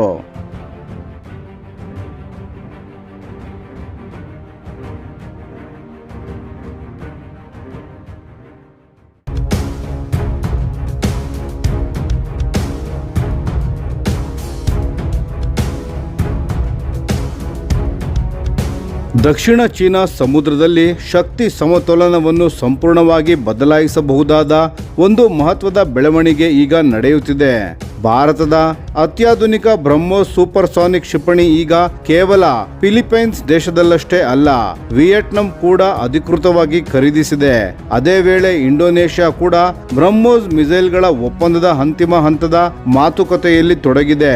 ಈ ಬೆಳವಣಿಗೆಗಳು ಒಟ್ಟಾಗಿ ದಕ್ಷಿಣ ಚೀನಾ ಸಮುದ್ರದಲ್ಲಿ ಹೊಸ ರೀತಿಯ ಬ್ರಹ್ಮೋಸ್ ಕ್ಷಿಪಣಿ ಜಾಲವನ್ನು ನಿರ್ಮಿಸುತ್ತಿವೆ ಎಂದು ರಕ್ಷಣಾ ವಿಶ್ಲೇಷಕರು ಅಭಿಪ್ರಾಯಪಡುತ್ತಿದ್ದಾರೆ. ಇದರಿಂದ ಭಾರತದ ಪ್ರಭಾವ ಸಂಪೂರ್ಣ ಆಸಿಯಾನ್ ಪ್ರದೇಶದಲ್ಲಿ ವೇಗವಾಗಿ ವಿಸ್ತರಿಸುತ್ತಿದ್ದು, ಚೀನಾದ ನೌಕಾಪಡೆಯ ಕಾರ್ಯಾಚರಣೆಗಳಿಗೆ ಹೊಸ ಸವಾಲುಗಳು ಎದುರಾಗುವ ಸಾಧ್ಯತೆ ಹೆಚ್ಚಾಗಿದೆ. ಸ್ನೇಹಿತರೆ, ಇದುವರೆಗೆ ದಕ್ಷಿಣ ಚೀನಾ ಸಮುದ್ರದಲ್ಲಿ ಚೀನಾ ತನ್ನ ಬಲಿಷ್ಠ ನೌಕಾಪಡೆ ಮತ್ತು ಕರಾವಳಿ ಪಡೆಗಳ ಮೂಲಕ ಪ್ರಾಬಲ್ಯವನ್ನು ಸಾಧಿಸಲು ಪ್ರಯತ್ನ ಪಡುತ್ತಿತ್ತು. ಆದರೆ ಈಗ ಪರಿಸ್ಥಿತಿ ಬದಲಾಗುತ್ತಿದೆ. ಫಿಲಿಪೈನ್ಸ್, ವಿಯೆಟ್ನಾಂ ಮತ್ತು ಭವಿಷ್ಯದಲ್ಲಿ ಇಂಡೋನೇಷ್ಯಾ ಕೂಡ ಬ್ರಹ್ಮೋಸ್ ಕ್ಷಿಪಣಿಗಳನ್ನು ಹೊಂದಿದರೆ ಈ ಮೂರು ರಾಷ್ಟ್ರಗಳು ಸೇರಿ ದಕ್ಷಿಣ ಚೀನಾ ಸಮುದ್ರದ ಪ್ರಮುಖ ಸಮುದ್ರ ಮಾರ್ಗಗಳನ್ನು ನಿಯಂತ್ರಿಸುವ ಸಾಮರ್ಥ್ಯವನ್ನು ಪಡೆಯಲಿವೆ. ಭಾರತದ ರಕ್ಷಣಾ ಕಾರ್ಯದರ್ಶಿ ರಾಜೇಶ್ ಕುಮಾರ್ ಸಿಂಗ್ ಅವರು ಸಿಂಗಾಪುರದಲ್ಲಿ ನಡೆದ ಶಾಂಗ್ರಿಲಾ ಡೈಲಾಗ್ ಕಾರ್ಯಕ್ರಮದಲ್ಲಿ ವಿಯೆಟ್ನಾಂ ಬ್ರಹ್ಮೋಸ್ ಮಿಸೈಲ್ಗಳ ಖರೀದಿ ಒಪ್ಪಂದಕ್ಕೆ ಅಧಿಕೃತವಾಗಿ ಸಹಿ ಹಾಕಿರುವುದನ್ನು ದೃಢಪಡಿಸಿದ್ದಾರೆ. ಇದು ಕೇವಲ ಒಂದು ಶಸ್ತ್ರಾಸ್ತ್ರ ಖರೀದಿಯ ಒಪ್ಪಂದವಲ್ಲ, ಇದು ಭಾರತ ಮತ್ತು ವಿಯೆಟ್ನಾಂ ನಡುವಿನ ತಂತ್ರಜ್ಞಾನದ ಹಾಗೂ ಭದ್ರತಾ ಸಹಕಾರದ ಹೊಸ ಅಧ್ಯಾಯವಾಗಿದೆ. ಬ್ರಹ್ಮೋಸ್ ಕ್ಷಿಪಣಿಯ ವಿಶೇಷತೆ ಏನು? ಬ್ರಹ್ಮೋಸ್ ವಿಶ್ವದ ಅತ್ಯಂತ ವೇಗದ ಕಾರ್ಯಾಚರಣೆಯ ಸೂಪರ್ಸಾನಿಕ್ ಕ್ರೂಸ್ ಕ್ಷಿಪಣಿಗಳಲ್ಲಿ ಒಂದಾಗಿದೆ. ಇದು ಮ್ಯಾಕ್ 2.8ರಿಂದ 3ರ ವೇಗದಲ್ಲಿ ಹಾರಬಲ್ಲದು. ಅಂದರೆ ಶಬ್ದದ ವೇಗಕ್ಕಿಂತ ಸುಮಾರು 3 ಪಟ್ಟು ಹೆಚ್ಚು ವೇಗ. 400 ಕಿಲೋಮೀಟರ್ ವರೆಗಿನ ಹೆಚ್ಚಿನ ದೂರದಲ್ಲಿರುವ ಶತ್ರುಗಳ ಯುದ್ಧ ನೌಕೆಗಳನ್ನು ಹೊಡೆಯುವ ಸಾಮರ್ಥ್ಯ ಇದಕ್ಕಿದೆ. ಇದರ ಸಮುದ್ರ ಮಟ್ಟದ ಸಮೀಪದಲ್ಲಿ ಹಾರುವ ಸೀ ಸ್ಕಿಮ್ಮಿಂಗ್ ಫ್ಲೈಟ್ ಪ್ರೊಫೈಲ್ ಮತ್ತು ಅತಿ ಕಡಿಮೆ ಪ್ರತಿಕ್ರಿಯೆ ಸಮಯದ ಕಾರಣ ಎದುರಾಳಿ ನೌಕೆಗಳಿಗೆ ಇದನ್ನು ಪತ್ತೆ ಹಚ್ಚಿ ತಡೆಯುವುದು ಅತ್ಯಂತ ಕಷ್ಟಕರವಾಗಿದೆ. ಇದರಿಂದ ದೊಡ್ಡ ದೊಡ್ಡ ಯುದ್ಧ ನೌಕೆಗಳಿಗೂ ಬ್ರಹ್ಮೋಸ್ ಗಂಭೀರ ಅಪಾಯವಾಗಿ ಪರಿಣಮಿಸುತ್ತಿದೆ. ಮೊದಲು ಫಿಲಿಪೈನ್ಸ್ ಬ್ರಹ್ಮೋಸ್ ಅನ್ನು ಖರೀದಿಸಿತು. 2022ರ ಜನವರಿಯಲ್ಲಿ ಫಿಲಿಪೈನ್ಸ್ ಸುಮಾರು $375 ಮಿಲಿಯನ್ ಅಮೆರಿಕನ್ ಡಾಲರ್ ಮೌಲ್ಯದ ಒಪ್ಪಂದ ಮಾಡಿಕೊಂಡು 3 ಕರಾವಳಿ ಆಧಾರಿತ ಬ್ರಹ್ಮೋಸ್ ಕ್ಷಿಪಣಿ ಬ್ಯಾಟರಿಗಳನ್ನು ಖರೀದಿ ಮಾಡಿತ್ತು. 2024 ಮತ್ತು 25ರಲ್ಲಿ ಈ ವ್ಯವಸ್ಥೆಗಳು ಕಾರ್ಯಾಚರಣೆಗೆ ಬಂದವು. ಇದರಿಂದ ಫಿಲಿಪೈನ್ಸ್ ತನ್ನ ಕರಾವಳಿ ರಕ್ಷಣಾ ಸಾಮರ್ಥ್ಯವನ್ನು ಹಲವು ಪಟ್ಟು ಹೆಚ್ಚಿಸಿಕೊಂಡಿದೆ. ಈಗ ವಿಯೆಟ್ನಾಂ ಕೂಡ ಬ್ರಹ್ಮೋಸ್ ಪಡೆಗೆ ಸೇರ್ಪಡೆಯಾಗಿದೆ. ವರದಿಗಳ ಪ್ರಕಾರ ವಿಯೆಟ್ನಾಂ ಒಪ್ಪಂದದ ಮೌಲ್ಯ ಸುಮಾರು 629ರಿಂದ 700 ಮಿಲಿಯನ್ ಅಮೆರಿಕನ್ ಡಾಲರ್ ನಡುವೆ ಇರಬಹುದು. ಈ ಒಪ್ಪಂದದಲ್ಲಿ ಕರಾವಳಿ ರಕ್ಷಣಾ ಕ್ಷಿಪಣಿ ಬ್ಯಾಟರಿಗಳು, ಕ್ಷಿಪಣಿ ಸಂಗ್ರಹ, ತರಬೇತಿ ವ್ಯವಸ್ಥೆ ಮತ್ತು ದೀರ್ಘಕಾಲದ ತಾಂತ್ರಿಕ ಬೆಂಬಲವೂ ಸೇರಿದೆ. ವಿಯೆಟ್ನಾಂ ಈಗಾಗಲೇ ರಷ್ಯಾದ ಬ್ಯಾಸ್ಟನ್ ಪಿ ಕರಾವಳಿ ಕ್ಷಿಪಣಿಗಳ ವ್ಯವಸ್ಥೆಯನ್ನು ಬಳಸುತ್ತಿದೆ. ಆದರೆ ಬ್ರಹ್ಮೋಸ್ ಸೇರ್ಪಡೆಯಿಂದ ಅದರ ಆಂಟಿ ಆಕ್ಸೆಸ್ ಹಾಗೂ ಏರಿಯಾ ಡಿನೈಲ್ ಸಾಮರ್ಥ್ಯ ಮತ್ತಷ್ಟು ಬಲಗೊಳ್ಳಲಿದೆ. ಅಂದರೆ ಯಾವುದೇ ಶತ್ರುಗಳ ನೌಕಾಪಡೆ ವಿಯೆಟ್ನಾಂ ಕರಾವಳಿಯ ಸಮೀಪ ಕಾರ್ಯಾಚರಣೆ ನಡೆಸಲು ಬಹಳ ಎಚ್ಚರಿಕೆಯಿಂದ ಇರಬೇಕಾಗುತ್ತದೆ. ಇದೀಗ ಇಂಡೋನೇಷ್ಯಾದತ್ತ ಗಮನ ಹರಿಸಿದರೆ ಇಂಡೋನೇಷ್ಯಾ ಬ್ರಹ್ಮೋಸ್ ಖರೀದಿ ಮಾತುಕತೆಯ ಅಂತಿಮ ಹಂತದಲ್ಲಿದೆ ಎಂದು ವರದಿಗಳು ತಿಳಿಸುತ್ತಿವೆ. ಒಪ್ಪಂದದ ಮೌಲ್ಯ ಸುಮಾರು 200ರಿಂದ $450 ಮಿಲಿಯನ್ ಅಮೆರಿಕನ್ ಡಾಲರ್ ನಡುವೆ ಇರಬಹುದು. ವಿಶ್ವದ ಅತಿದೊಡ್ಡ ದ್ವೀಪ ರಾಷ್ಟ್ರವಾಗಿರುವ ಇಂಡೋನೇಷ್ಯಾಗೆ ಸಾವಿರಾರು ಕಿಲೋಮೀಟರ್ ಉದ್ದದ ಸಮುದ್ರ ಗಡಿಗಳಿವೆ. ಅವುಗಳನ್ನು ರಕ್ಷಿಸಲು ದುಬಾರಿ ಯುದ್ಧ ನೌಕೆಗಳಿಗಿಂತ ಮೊಬೈಲ್ ಕರಾವಳಿ ಕ್ಷಿಪಣಿ ವ್ಯವಸ್ಥೆಗಳು ಹೆಚ್ಚು ಪರಿಣಾಮಕಾರಿ ಎಂದು ಇಂಡೋನೇಷ್ಯಾ ಪರಿಗಣಿಸುತ್ತಿದೆ. ಒಂದು ವೇಳೆ ಇಂಡೋನೇಷ್ಯಾ ಕೂಡ ಬ್ರಹ್ಮೋಸ್ ಮಿಸೈಲ್ಗಳನ್ನು ಖರೀದಿಸಿದರೆ ಆಸಿಯಾನ್ ಪ್ರದೇಶದಲ್ಲಿ 3 ರಾಷ್ಟ್ರಗಳು ಬ್ರಹ್ಮೋಸ್ ಆಪರೇಟರ್ಗಳಾಗಲಿವೆ. ಇದು ದಕ್ಷಿಣ ಚೀನಾ ಸಮುದ್ರದ ಭದ್ರತಾ ಪರಿಸ್ಥಿತಿಯಲ್ಲಿ ದೊಡ್ಡ ಬದಲಾವಣೆಗೆ ಕಾರಣವಾಗಬಹುದು. ಭಾರತಕ್ಕೂ ಇದರ ಲಾಭ ಅಪಾರವಾಗಿದೆ. ಇದುವರೆವಿಗೂ ವಿಶ್ವದ ಅತಿದೊಡ್ಡ ಶಸ್ತ್ರಾಸ್ತ್ರ ಆಮದುದಾರ ರಾಷ್ಟ್ರಗಳಲ್ಲಿ ಒಂದಾಗಿದ್ದ ಭಾರತ ಈಗ ಪ್ರಮುಖ ರಕ್ಷಣಾ ರಫ್ತು ರಾಷ್ಟ್ರವಾಗಿ ಹೊರಹೊಮ್ಮುತ್ತಿದೆ. ಬ್ರಹ್ಮೋಸ್ ಮಿಸೈಲ್ನ ಯಶಸ್ಸು ಭಾರತದ ಡಿಫೆನ್ಸ್ ಎಕ್ಸ್ಪೋರ್ಟ್ ಮಿಷನ್ಸ್ಗಳಿಗೆ ದೊಡ್ಡ ಉತ್ತೇಜನ ನೀಡಿದೆ. ಪ್ರತಿ ಬ್ರಹ್ಮೋಸ್ ಒಪ್ಪಂದವು ಕೇವಲ ಕ್ಷಿಪಣಿ ಮಾರಾಟವಲ್ಲ, ಅದರೊಂದಿಗೆ ತರಬೇತಿ, ನಿರ್ವಹಣೆ, ಬಿಡಿ ಭಾಗಗಳ ಪೂರೈಕೆ, ತಾಂತ್ರಿಕ ಸಹಕಾರ ಹಾಗೂ ಭವಿಷ್ಯದ ಅಪ್ಗ್ರೇಡ್ ವ್ಯವಸ್ಥೆಗಳು ಬರುತ್ತವೆ. ಹೀಗಾಗಿ ಈ ರಾಷ್ಟ್ರಗಳೊಂದಿಗೆ ಭಾರತದ ದೀರ್ಘಕಾಲೀನ ರಕ್ಷಣಾ ಸಂಬಂಧಗಳು ಮತ್ತಷ್ಟು ಗಟ್ಟಿಯಾಗುತ್ತವೆ. ಇದು ಪ್ರಧಾನಿ ನರೇಂದ್ರ ಮೋದಿ ಅವರ ಆಕ್ಟ್ ಈಸ್ಟ್ ಪಾಲಿಸಿಗೆ ಕೂಡ ದೊಡ್ಡ ಬಲವನ್ನು ನೀಡುತ್ತಿದೆ. ಈಗ ದಕ್ಷಿಣ ಚೀನಾ ಸಮುದ್ರದಲ್ಲಿ ಒಂದು ಹೊಸ ಕ್ಷಿಪಣಿ ಭದ್ರತಾ ವಿನ್ಯಾಸ ಮೂಡಿ ಬರುತ್ತಿದೆ. ಫಿಲಿಪೈನ್ಸ್, ವಿಯೆಟ್ನಾಂ ಮತ್ತು ಭವಿಷ್ಯದಲ್ಲಿ ಇಂಡೋನೇಷ್ಯಾ ಈ 3 ರಾಷ್ಟ್ರಗಳು ತಮ್ಮ ತಮ್ಮ ಕರಾವಳಿಗಳಿಂದ ಬ್ರಹ್ಮೋಸ್ ಮಿಸೈಲ್ಗಳನ್ನು ನಿಯೋಜಿಸಿದರೆ ಅವು ಒಟ್ಟಾಗಿ ವಿಶಾಲ ಪ್ರದೇಶದಲ್ಲಿ ಶತ್ರು ಯುದ್ಧ ನೌಕೆಗಳಿಗೆ ಅಪಾಯವನ್ನು ಸೃಷ್ಟಿಸಬಲ್ಲವು. ಇದನ್ನು ಹಲವಾರು ರಕ್ಷಣಾ ತಜ್ಞರು ಬ್ರಹ್ಮೋಸ್ ಆರ್ಕ್ ಎಂದು ಕರೆಯಲು ಆರಂಭಿಸಿದ್ದಾರೆ.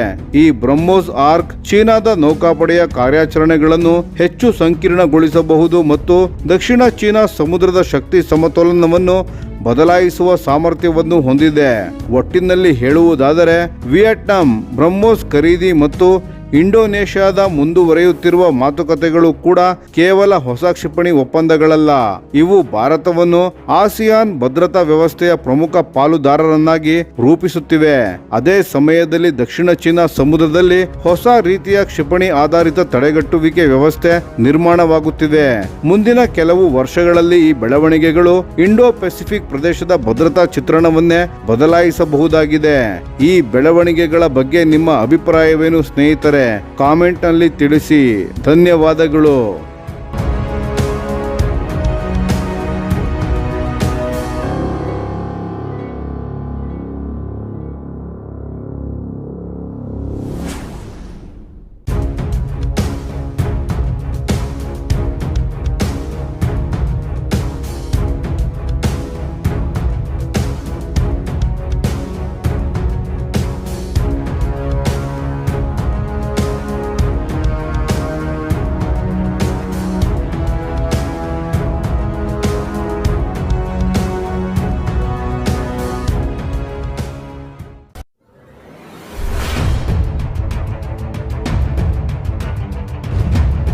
ಭಾರತೀಯ ವಾಯುಪಡೆಯ ಭವಿಷ್ಯದ 5ನೇ ತಲೆಮಾರಿನ ಯುದ್ಧ ವಿಮಾನದ ಯೋಜನೆಗೆ ಸಂಬಂಧಿಸಿದಂತೆ ಮಹತ್ವದ ಬೆಳವಣಿಗೆಯೊಂದು ನಡೆದಿದೆ.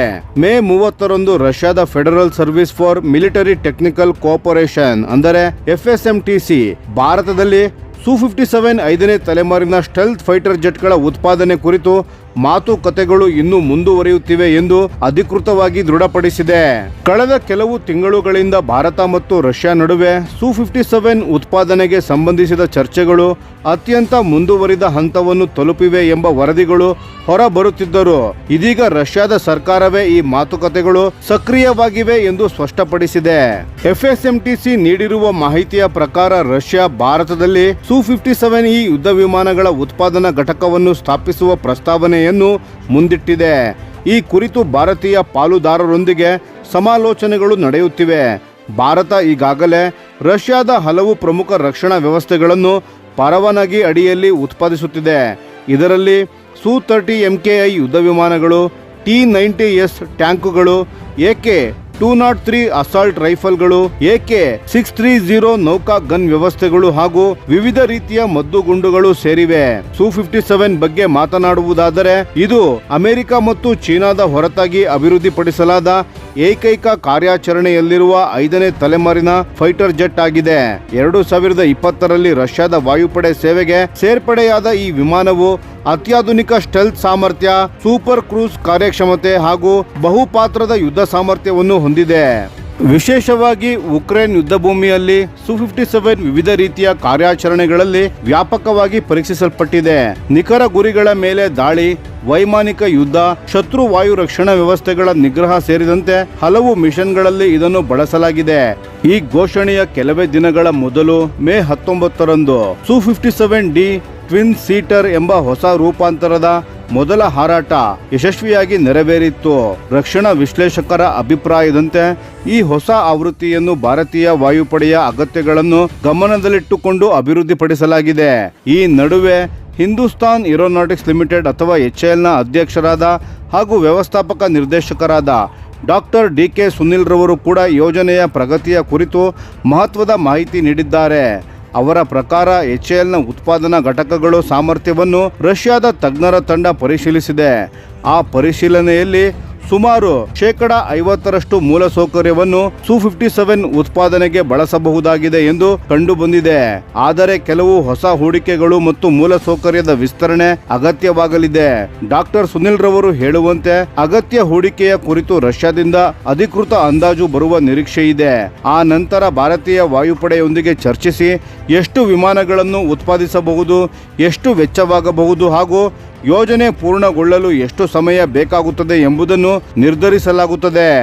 ಇನ್ನೊಂದು ಮಹತ್ವದ ವಿಷಯವೇನೆಂದರೆ 2026ರ ಜನವರಿಯಲ್ಲಿ ಭಾರತದ ರಕ್ಷಣಾ ಸಚಿವಾಲಯವೇ Su-57 ಪರವಾನಗಿ ಉತ್ಪಾದನೆಗೆ ಸಂಬಂಧಿಸಿದ ಮಾತುಕತೆಗಳು ಉನ್ನತ ತಾಂತ್ರಿಕ ಹಂತಗಳನ್ನು ತಲುಪಿವೆ ಎಂದು ದೃಢಪಡಿಸಿತ್ತು. ಇದಕ್ಕೂ ಮೊದಲು 2025ರ ಜೂನ್ನಲ್ಲಿ ರಷ್ಯಾ ಭಾರತಕ್ಕೆ ಅತ್ಯಂತ ಅಪರೂಪದ ಹಾಗೂ ಐತಿಹಾಸಿಕ ಪ್ರಸ್ತಾಪವೊಂದನ್ನು ನೀಡಿತ್ತು. Su-57 ಯುದ್ಧ ವಿಮಾನದ ಸಂಪೂರ್ಣ ಸಾಫ್ಟ್ವೇರ್ ಸೋರ್ಸ್ ಕೋಡ್ಗೆ ಪ್ರವೇಶ ನೀಡಲು ರಷ್ಯಾ ಸಿದ್ಧವಾಗಿದೆ ಎಂಬ ವರದಿಗಳು ಪ್ರಕಟವಾಗಿದ್ದವು. ಯಾವುದೇ ದೇಶ ತನ್ನ ಅತ್ಯಾಧುನಿಕ ಯುದ್ಧ ವಿಮಾನವಾದ ಸೋರ್ಸ್ ಕೋಡ್ ಅನ್ನು ಹಂಚಿಕೊಳ್ಳುವುದು ಅತ್ಯಂತ ಅಪರೂಪ. ಈ ಕಾರಣದಿಂದ ಈ ಪ್ರಸ್ತಾಪವನ್ನು ರಕ್ಷಣಾ ವಲಯದಲ್ಲಿ ದೊಡ್ಡ ಬೆಳವಣಿಗೆಯಾಗಿ ಪರಿಗಣಿಸಲಾಗಿದೆ. 2026ರ ಏಪ್ರಿಲ್ನಲ್ಲಿ ರಷ್ಯಾದ ರೋಸ್ಬೋರ್ನೆ ಎಕ್ಸ್ಪೋರ್ಟ್ ಸಂಸ್ಥೆ ಹಲವು ರಾಷ್ಟ್ರಗಳು Su-57ಗೆ ಆರ್ಡರ್ ನೀಡಿವೆ ಎಂದು ಘೋಷಿಸಿತ್ತು. ಅದರ ನಂತರ ಭಾರತ ಕೂಡ ಸ್ಥಳೀಯ ಉತ್ಪಾದನೆಯಾದ AMCA ಕಾರ್ಯಕ್ರಮವು ಆರಂಭವಾಗುವವರೆಗೆ ಮಧ್ಯಂತರ ವ್ಯವಸ್ಥೆಯಾಗಿ ನೇರವಾಗಿ ರಷ್ಯಾದಿಂದ ಕೆಲವು Su-57 ಯುದ್ಧ ವಿಮಾನಗಳನ್ನು ಖರೀದಿಸಬಹುದು ಎಂಬ ಊಹಾಪೋಹಗಳು ಹೆಚ್ಚಾಗಿದ್ದವು. ಇದರ ಜೊತೆಗೆ 2025ರ ಡಿಸೆಂಬರ್ನಲ್ಲಿ ರಷ್ಯಾದ ಮಿಲಿಟರಿ ಟೆಕ್ನಿಕಲ್ ಕೋಆಪರೇಷನ್ ಸೇವೆಯ ನಿರ್ದೇಶಕರಾದ ದಿಮಿತ್ರಿ ಶುಗಾಯೇವ್ ಇನ್ನೂ ದೊಡ್ಡ ಸಾಧ್ಯತೆಯ ಬಗ್ಗೆ ಸುಳಿವನ್ನು ನೀಡಿದ್ದರು. ಅವರ ಪ್ರಕಾರ ಭಾರತ ಮತ್ತು ರಷ್ಯಾ ಸೇರಿ ಹೊಸ ತಲೆಮಾರಿನ ವಿಶೇಷ Su-57 ರೂಪಾಂತರವನ್ನು ಜಂಟಿಯಾಗಿ ಅಭಿವೃದ್ಧಿಪಡಿಸುವ ಸಾಧ್ಯತೆಯೂ ಇದೆ.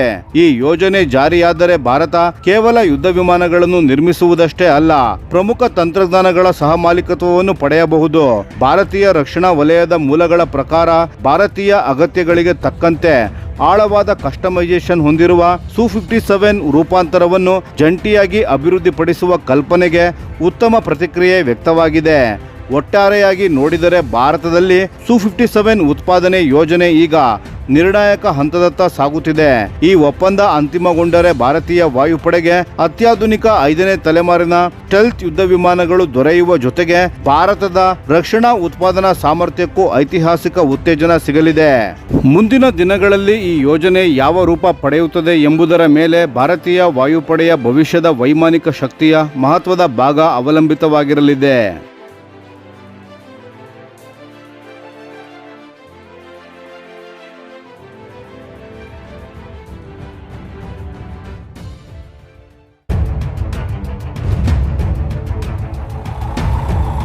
ತೇಜಸ್ MK-1A ಯುದ್ಧ ವಿಮಾನದಲ್ಲಿ ಇಸ್ರೇಲ್ನ ಎಲ್ಟಾ AESA ರೆಡಾರ್ ಮತ್ತು ಸ್ಕಾರ್ಪಿಯಸ್ ಎಲೆಕ್ಟ್ರಾನಿಕ್ ವಾರ್ಫೇರ್ ಸಿಸ್ಟಮ್ಗಳ ಏಕೀಕರಣ ಪ್ರಕ್ರಿಯೆ ಕೆಲವು ಸಾಫ್ಟ್ವೇರ್ ಸವಾಲುಗಳನ್ನು ಎದುರಿಸುತ್ತಿದೆ. ಈ ವ್ಯವಸ್ಥೆಗಳಿಗಾಗಿ ವಿದೇಶಿ ಕಂಪನಿಗಳ ತಾಂತ್ರಿಕ ಸಹಾಯದ ಮೇಲೆ ಅವಲಂಬಿಸಬೇಕಾಗಿರುವುದರಿಂದ ಯೋಜನೆಯ ಸಮಯಾವಧಿ ಹೊರಗಿನ ಅಂಶಗಳಿಂದಲೂ ಪ್ರಭಾವಿತವಾಗುತ್ತಿದೆ. ವಿಶೇಷವಾಗಿ ರಫ್ತು ಅನುಮತಿಗಳು ಹಾಗೂ ಮಧ್ಯಪ್ರಾಚ್ಯದಲ್ಲಿ ನಡೆಯುತ್ತಿರುವ ಭೌಗೋಳಿಕ ಮತ್ತು ರಾಜಕೀಯ ಉದ್ವಿಗ್ನತೆಗಳು ಇಸ್ರೇಲ್ನ ತಾಂತ್ರಿಕ ತಂಡಗಳ ಲಭ್ಯತೆ ಮತ್ತು ಪ್ರತಿಕ್ರಿಯಾ ಸಮಯದ ಮೇಲೆ ಪರಿಣಾಮ ಬೀರಿವೆ. ಆದರೆ ಇಂತಹ ಏಕೀಕರಣ ಸವಾಲುಗಳು ಆಧುನಿಕ ಯುದ್ಧ ವಿಮಾನಗಳ ಅಭಿವೃದ್ಧಿಯಲ್ಲಿ ಸಾಮಾನ್ಯವಾಗಿರುವ ಒಂದು ಹಂತವಾಗಿದೆ. ಅತ್ಯಾಧುನಿಕ ರೆಡಾರ್, ಸೆನ್ಸಾರ್ಗಳು ಮತ್ತು ಎಲೆಕ್ಟ್ರಾನಿಕ್ ವಾರ್ಫೇರ್ ವ್ಯವಸ್ಥೆಗಳನ್ನು ವಿಮಾನದೊಂದಿಗೆ ಸಂಪೂರ್ಣವಾಗಿ ಹೊಂದಾಣಿಕೆ ಮಾಡುವುದು ಸಮಯ ತೆಗೆದುಕೊಳ್ಳುವ ಪ್ರಕ್ರಿಯೆಯಾಗಿದೆ. ಭಾರತದ ವೈಮಾನಿಕ ಮತ್ತು ರಕ್ಷಣಾ ವಲಯವು ಈ ಸವಾಲುಗಳನ್ನು ಸಕ್ರಿಯವಾಗಿ ನಿರ್ವಹಿಸುತ್ತಿದ್ದು, ನಿರಂತರ ಸಾಫ್ಟ್ವೇರ್ ಅಪ್ಡೇಟ್ಗಳು, ಪ್ಯಾಚ್ಗಳು ಹಾಗೂ ಹಾರಾಟದ ಪರೀಕ್ಷೆಗಳ ಮೂಲಕ ಸಮಸ್ಯೆಗಳನ್ನು ಪರಿಹರಿಸುವ ಕೆಲಸವನ್ನು ಮುಂದುವರೆಸಿದೆ. ಇದಕ್ಕೆ ಹೆಚ್ಚಿನ ಹಿನ್ನೆಲೆಯನ್ನು ನೀಡುವುದಾದರೆ ಹಿಂದೂಸ್ತಾನ್ ಏರೋನಾಟಿಕ್ಸ್ ಲಿಮಿಟೆಡ್ ಅಥವಾ HALಗೆ ನೀಡಲಾಗಿರುವ 83 ತೇಜಸ್ MK1A ಯುದ್ಧ ವಿಮಾನಗಳ ಸುಮಾರು 48,000 ಕೋಟಿ ರೂಪಾಯಿ ಮೌಲ್ಯದ ಒಪ್ಪಂದಗಳು ಆರಂಭಿಕ ಬ್ಯಾಚ್ಗಳ ವಿಮಾನಗಳಲ್ಲಿ ಮಾತ್ರ ಈ ಇಸ್ರೇಲಿ ರೆಡಾರ್ ಮತ್ತು ಎಲೆಕ್ಟ್ರಾನಿಕ್ ವಾರ್ಫೇರ್ ವ್ಯವಸ್ಥೆಗಳನ್ನು ಅಳವಡಿಸಲಾಗುತ್ತದೆ. ಅದಾದ ನಂತರ ಉತ್ಪಾದನೆಯಾಗುವ ಮುಂದಿನ ಬ್ಯಾಚ್ಗಳ ತೇಜಸ್ MK1A ಯುದ್ಧ ವಿಮಾನಗಳಲ್ಲಿ DRDO ಅಭಿವೃದ್ಧಿಪಡಿಸಿರುವ ಸಂಪೂರ್ಣ ಸ್ವದೇಶಿ ಉತ್ತಮ್ AESA ರೆಡಾರ್ ಹಾಗೂ ದೇಶೀಯ ಎಲೆಕ್ಟ್ರಾನಿಕ್ ವಾರ್ಫೇರ್ ವ್ಯವಸ್ಥೆಗಳನ್ನು ಅಳವಡಿಸಲಾಗುತ್ತದೆ. ಅಂತಿಮವಾಗಿ ಈ ಸಾಫ್ಟ್ವೇರ್ ಏಕೀಕರಣದ ಸವಾಲುಗಳನ್ನು ಯಶಸ್ವಿಯಾಗಿ ಪರಿಹರಿಸುವ ಮೂಲಕ ತೇಜಸ್ MK1A ಇನ್ನಷ್ಟು ಸಾಮರ್ಥ್ಯವಂತ ಯುದ್ಧ ವಿಮಾನವಾಗಿ ಹೊರಹೊಮ್ಮಲಿದೆ. ಜೊತೆಗೆ ಈ ಅನುಭವವು ಭಾರತಕ್ಕೆ ಅತ್ಯಮೂಲ್ಯ ತಾಂತ್ರಿಕ ಜ್ಞಾನವನ್ನು ಒದಗಿಸಿ ಭವಿಷ್ಯದ ಸ್ವದೇಶಿ ರಕ್ಷಣಾ ಯೋಜನೆಗಳನ್ನು ಇನ್ನಷ್ಟು ಬಲಪಡಿಸಲು ಸಹಾಯ ಮಾಡಲಿದೆ. ಇದು ಕೇವಲ ಒಂದು ಯುದ್ಧ ವಿಮಾನದ ಅಭಿವೃದ್ಧಿಯ ಕಥೆಯಲ್ಲ ಸ್ನೇಹಿತರೆ, ಭಾರತವನ್ನು ಸಂಪೂರ್ಣ ಆತ್ಮನಿರ್ಭರದ ರಕ್ಷಣಾ ಶಕ್ತಿಯಾಗಿ ರೂಪಿಸುವ ದಿಕ್ಕಿನಲ್ಲಿ ನಡೆಯುತ್ತಿರುವ ಮತ್ತೊಂದು ಮಹತ್ವದ ಹೆಜ್ಜೆಯಾಗಿದೆ.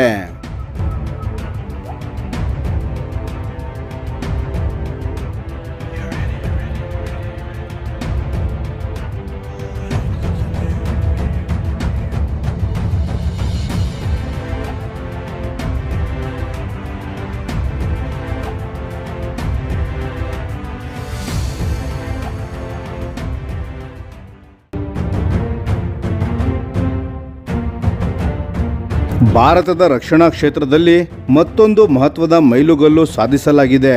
ಸ್ವದೇಶಿ ತಂತ್ರಜ್ಞಾನದಿಂದ ಅಭಿವೃದ್ಧಿಪಡಿಸಲಾದ ಅತ್ಯಾಧುನಿಕ ರುದ್ರಮ್ 2 ಏರ್ ಟು ಸರ್ಫೇಸ್ ಕ್ಷಿಪಣಿಯ ಯಶಸ್ವಿ ಪರೀಕ್ಷೆಯನ್ನು DRDO ಮತ್ತು ಭಾರತೀಯ ವಾಯುಪಡೆ ಯಶಸ್ವಿಯಾಗಿ ಪೂರ್ಣಗೊಳಿಸಿವೆ. ಒಡಿಶಾದ ಚಾಂದಿಪುರದಲ್ಲಿರುವ ಇಂಟಿಗ್ರೇಟೆಡ್ ಟೆಸ್ಟ್ ರೇಂಜ್ನಿಂದ ಈ ಪರೀಕ್ಷೆ ನಡೆಸಲಾಯಿತು. ಆಕಾಶದಲ್ಲಿದ್ದ ಯುದ್ಧ ವಿಮಾನದಿಂದ ಉಡಾಯಿಸಲಾದ ರುದ್ರಮ್ 2 ಕ್ಷಿಪಣಿಯು ತನ್ನ ಪೂರ್ವ ನಿರ್ಧರಿತ ಗುರಿಯನ್ನು ಅತ್ಯಂತ ನಿಖರವಾಗಿ ಹೊಡೆದುರುಳಿಸಿದೆ. ಈ ಪರೀಕ್ಷೆಯ ವಿಶೇಷತೆ ಏನೆಂದರೆ ಕ್ಷಿಪಣಿಯನ್ನು ಅತ್ಯಂತ ಕಠಿಣ ಮತ್ತು ಸವಾಲಿನ ಬಿಡುಗಡೆ ಪರಿಸ್ಥಿತಿಗಳಲ್ಲಿ ಉಡಾಯಿಸಲಾಗಿತ್ತು. ಆದರೂ ಕೂಡ ಅದರ ಎಲ್ಲಾ ಉಪವ್ಯವಸ್ಥೆಗಳು ನಿರೀಕ್ಷಿತ ರೀತಿಯಲ್ಲಿ ಕಾರ್ಯನಿರ್ವಹಿಸಿ ಗುರಿಯನ್ನು ಅಚ್ಚುಕಟ್ಟಾಗಿ ತಲುಪಿವೆ. ಪರೀಕ್ಷೆಯ ನಂತರ ಸಂಗ್ರಹಿಸಲಾದ ಹಾರಾಟದ ಮಾಹಿತಿಯನ್ನು ಡೇಟಾವನ್ನು ಚಾಂದಿಪುರದ ಪರೀಕ್ಷಾ ಕೇಂದ್ರದಲ್ಲಿ ಅಳವಡಿಸಲಾಗಿದ್ದ ವಿವಿಧ ಟ್ರ್ಯಾಕಿಂಗ್ ಮತ್ತು ಮಾಪನ ಸಾಧನಗಳ ಮೂಲಕ ವಿಶ್ಲೇಷಣೆ ನಡೆಸಲಾಯಿತು. ಈ ವಿಶ್ಲೇಷಣೆಯು ಪರೀಕ್ಷೆಯ ಎಲ್ಲಾ ಉದ್ದೇಶಗಳು ಸಂಪೂರ್ಣ ಯಶಸ್ವಿಯಾಗಿರುವುದನ್ನು ದೃಢಪಡಿಸಿದೆ.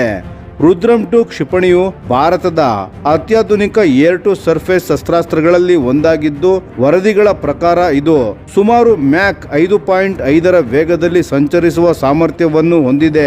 ಅಂದರೆ ಶಬ್ದದ ವೇಗಕ್ಕಿಂತ 5.5 ಪಟ್ಟು ಹೆಚ್ಚು ವೇಗದಲ್ಲಿ ಗುರಿಯತ್ತ ಧಾವಿಸಬಲ್ಲದು. ಈ ಕ್ಷಿಪಣಿಯ ಗರಿಷ್ಠ ದಾಳಿಯ ವ್ಯಾಪ್ತಿ ಸುಮಾರು 300 ಕಿಲೋಮೀಟರ್ ಆಗಿದ್ದು, 200 kgಯಷ್ಟು ತೂಕದ ವಾರ್ಹೆಡ್ಗಳನ್ನು ಹೊತ್ತೊಯ್ಯುವ ಸಾಮರ್ಥ್ಯವನ್ನು ಹೊಂದಿದೆ. 3 ಕಿಲೋಮೀಟರ್ನಿಂದ 15 ಕಿಲೋಮೀಟರ್ ಎತ್ತರದಲ್ಲಿ ಹಾರುತ್ತಿರುವ ಯುದ್ಧ ವಿಮಾನಗಳಿಂದ ಇದನ್ನು ಉಡಾಯಿಸಬಹುದು. ವಿಶೇಷವಾಗಿ ಭಾರತೀಯ ವಾಯುಪಡೆಯ ಸುಖೋಯ್ Su-30 MKI ಯುದ್ಧ ವಿಮಾನಗಳಿಂದ ಇದನ್ನು ಬಳಸುವಂತೆ ವಿನ್ಯಾಸಗೊಳಿಸಲಾಗಿದೆ. ಭವಿಷ್ಯದಲ್ಲಿ ಭಾರತೀಯ ವಾಯುಪಡೆಯ ಸೇವೆಯಲ್ಲಿರುವ ರಷ್ಯಾ ಮೂಲದ KH-31 ಆಂಟಿ ರೇಡಿಯೇಷನ್ ಕ್ಷಿಪಣಿಗಳನ್ನು ರುದ್ರಮ್ 2 ಬದಲಾಯಿಸುವ ನಿರೀಕ್ಷೆಯಿದೆ. ರುದ್ರಮ್ 2 ಕ್ಷಿಪಣಿಯ ಮತ್ತೊಂದು ಪ್ರಮುಖ ವೈಶಿಷ್ಟ್ಯವೆಂದರೆ ಇದರ ಸುಧಾರಿತ ಮಾರ್ಗದರ್ಶನ ವ್ಯವಸ್ಥೆ. ಇದು ಇನರ್ಷಿಯಲ್ ನ್ಯಾವಿಗೇಷನ್ ಸಿಸ್ಟಮ್, GPS ಮತ್ತು ಅತ್ಯಾಧುನಿಕ ಪ್ಯಾಸಿವ್ ಹೋಮಿಂಗ್ ಹೆಡ್ಗಳ ಸಂಯೋಜನೆಯನ್ನು ಬಳಸುತ್ತವೆ. ಈ ಪ್ಯಾಸಿವ್ ಹೋಮಿಂಗ್ ತಂತ್ರಜ್ಞಾನವು ಶತ್ರುಗಳ ರೆಡಾರ್ ಮತ್ತು ಇತರ ರೇಡಿಯೋ ಫ್ರೀಕ್ವೆನ್ಸಿ ಸಿಗ್ನಲ್ಗಳನ್ನು ಪತ್ತೆ ಹಚ್ಚಿ ಅವುಗಳ ಮೂಲವನ್ನು ನಿಖರವಾಗಿ ಗುರಿಯಾಗಿಸಬಲ್ಲದು. ಹೀಗಾಗಿ ಶತ್ರುವಿನ ವಾಯುರಕ್ಷಣಾ ವ್ಯವಸ್ಥೆಗಳನ್ನು ನಾಶಪಡಿಸುವಲ್ಲಿ ಈ ಕ್ಷಿಪಣಿಯ ಪಾತ್ರ ಅತ್ಯಂತ ಮಹತ್ವದ್ದಾಗಿದೆ. ರುದ್ರಮ್ 2 ಯೋಜನೆಯನ್ನು ಹೈದರಾಬಾದ್ನ ರಿಸರ್ಚ್ ಸೆಂಟರ್ ಇಮರತ್ ಅಥವಾ RCI ನೇತೃತ್ವದಲ್ಲಿ ಅಭಿವೃದ್ಧಿಪಡಿಸಲಾಗಿದೆ.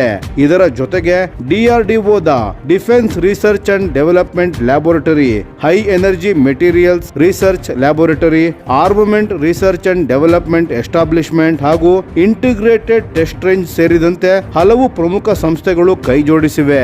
ಇದರ ಜೊತೆಗೆ Hindustan aeronautics limited, regional centre for military airworthiness, missile system quality assurance agency ಹಾಗೂ ಅನೇಕ ಭಾರತೀಯ ಕೈಗಾರಿಕಾ ಪಾಲುದಾರರು ಈ ಯೋಜನೆಯ ಯಶಸ್ಸಿನಲ್ಲಿ ಮಹತ್ವದ ಪಾತ್ರವನ್ನು ವಹಿಸಿದ್ದಾರೆ.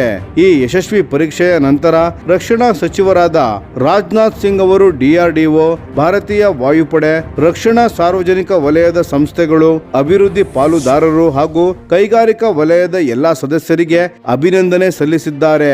ಭಾರತದ ಸ್ವದೇಶಿ ರಕ್ಷಣಾ ತಂತ್ರಜ್ಞಾನಗಳು ಈಗ ಪರಿಪಕ್ವತೆಯ ಹಂತ ತಲುಪುತ್ತಿವೆ ಎಂಬುದನ್ನು ಈ ಪರೀಕ್ಷೆ ಸಾಬೀತುಪಡಿಸಿದೆ ಎಂದು ಅವರು ಹೇಳಿದ್ದಾರೆ. ಜೊತೆಗೆ ಅತ್ಯಾಧುನಿಕ ಶಸ್ತ್ರಾಸ್ತ್ರ ವ್ಯವಸ್ಥೆಗಳಲ್ಲಿ ಆತ್ಮನಿರ್ಭರ ಭಾರತದ ಗುರಿ ಸಾಧನೆಗೆ ಇದು ದೊಡ್ಡ ಕೊಡುಗೆ ನೀಡಲಿದೆ ಎಂದು ಅವರು ಅಭಿಪ್ರಾಯಪಟ್ಟಿದ್ದಾರೆ.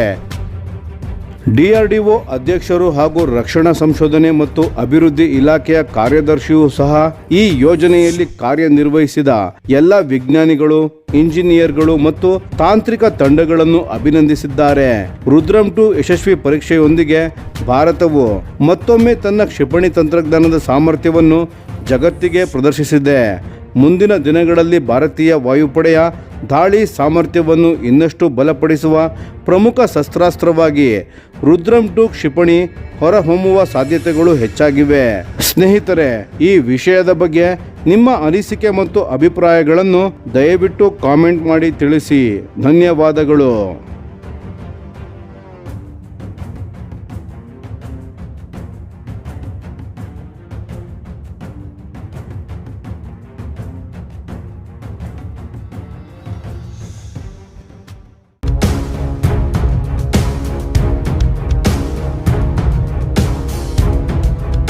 ಭಾರತದ 5ನೇ ತಲೆಮಾರಿನ ಸ್ಟೆಲ್ತ್ ಯುದ್ಧ ವಿಮಾನದ ಯೋಜನೆಯಾದ AMCA ಅಂದರೆ ಅಡ್ವಾನ್ಸ್ಡ್ ಮೀಡಿಯಂ ಕಂಬ್ಯಾಟ್ ಏರ್ಕ್ರಾಫ್ಟ್ ಬಗ್ಗೆ ಅತ್ಯಂತ ಮಹತ್ವದ ಮಾಹಿತಿ ಹೊರಬಿದ್ದಿದೆ.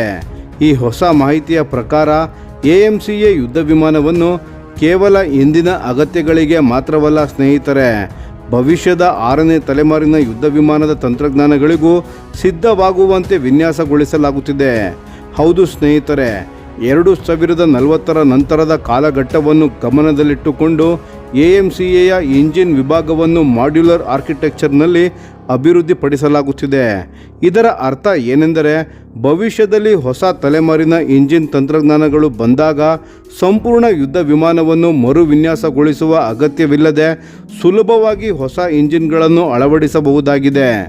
ಪ್ರಸ್ತುತ ಭಾರತ ಮತ್ತು ಫ್ರಾನ್ಸ್ನ ಸ್ಯಾಫ್ರಾನ್ ಕಂಪನಿ ಜೊತೆಗೆ ಭಾರತದ ಗ್ಯಾಸ್ ಟರ್ಬೈನ್ ರಿಸರ್ಚ್ ಎಸ್ಟಾಬ್ಲಿಷ್ಮೆಂಟ್ ಅಥವಾ GTRE ಸಂಸ್ಥೆ ಸೇರಿ 110ರಿಂದ 130 ಕಿಲೋನ್ಯೂಟನ್ ಸಾಮರ್ಥ್ಯದ ಹೊಸ ಟರ್ಬೋಫ್ಯಾನ್ ಇಂಜಿನ್ಗಳನ್ನು ಅಭಿವೃದ್ಧಿಪಡಿಸುತ್ತಿವೆ. ಗಮನಾರ್ಹ ವಿಷಯವು ಏನೆಂದರೆ, ಈ ಇಂಜಿನ್ನ ರಫೇಲ್ ಯುದ್ಧ ವಿಮಾನದಲ್ಲಿ ಬಳಸಲಾಗುವ M88 ಇಂಜಿನ್ನ ಸುಧಾರಿತ ಆವೃತ್ತಿಯಲ್ಲ, ಬದಲಾಗಿ ಇದು ಸಂಪೂರ್ಣವಾಗಿ ಹೊಸ ಕೋರ್ ವಿನ್ಯಾಸದ ಮೇಲೆ ನಿರ್ಮಾಣವಾಗುತ್ತಿರುವ ಇಂಜಿನ್ ಆಗಿದೆ. ಇದಲ್ಲದೆ ಈ ಇಂಜಿನ್ನ ಸಂಪೂರ್ಣ ಇಂಟೆಲೆಕ್ಚುಯಲ್ ಪ್ರಾಪರ್ಟಿ ರೈಟ್ಸ್ ಅಥವಾ IPR ಭಾರತಕ್ಕೆ ಸೇರಲಿದೆ.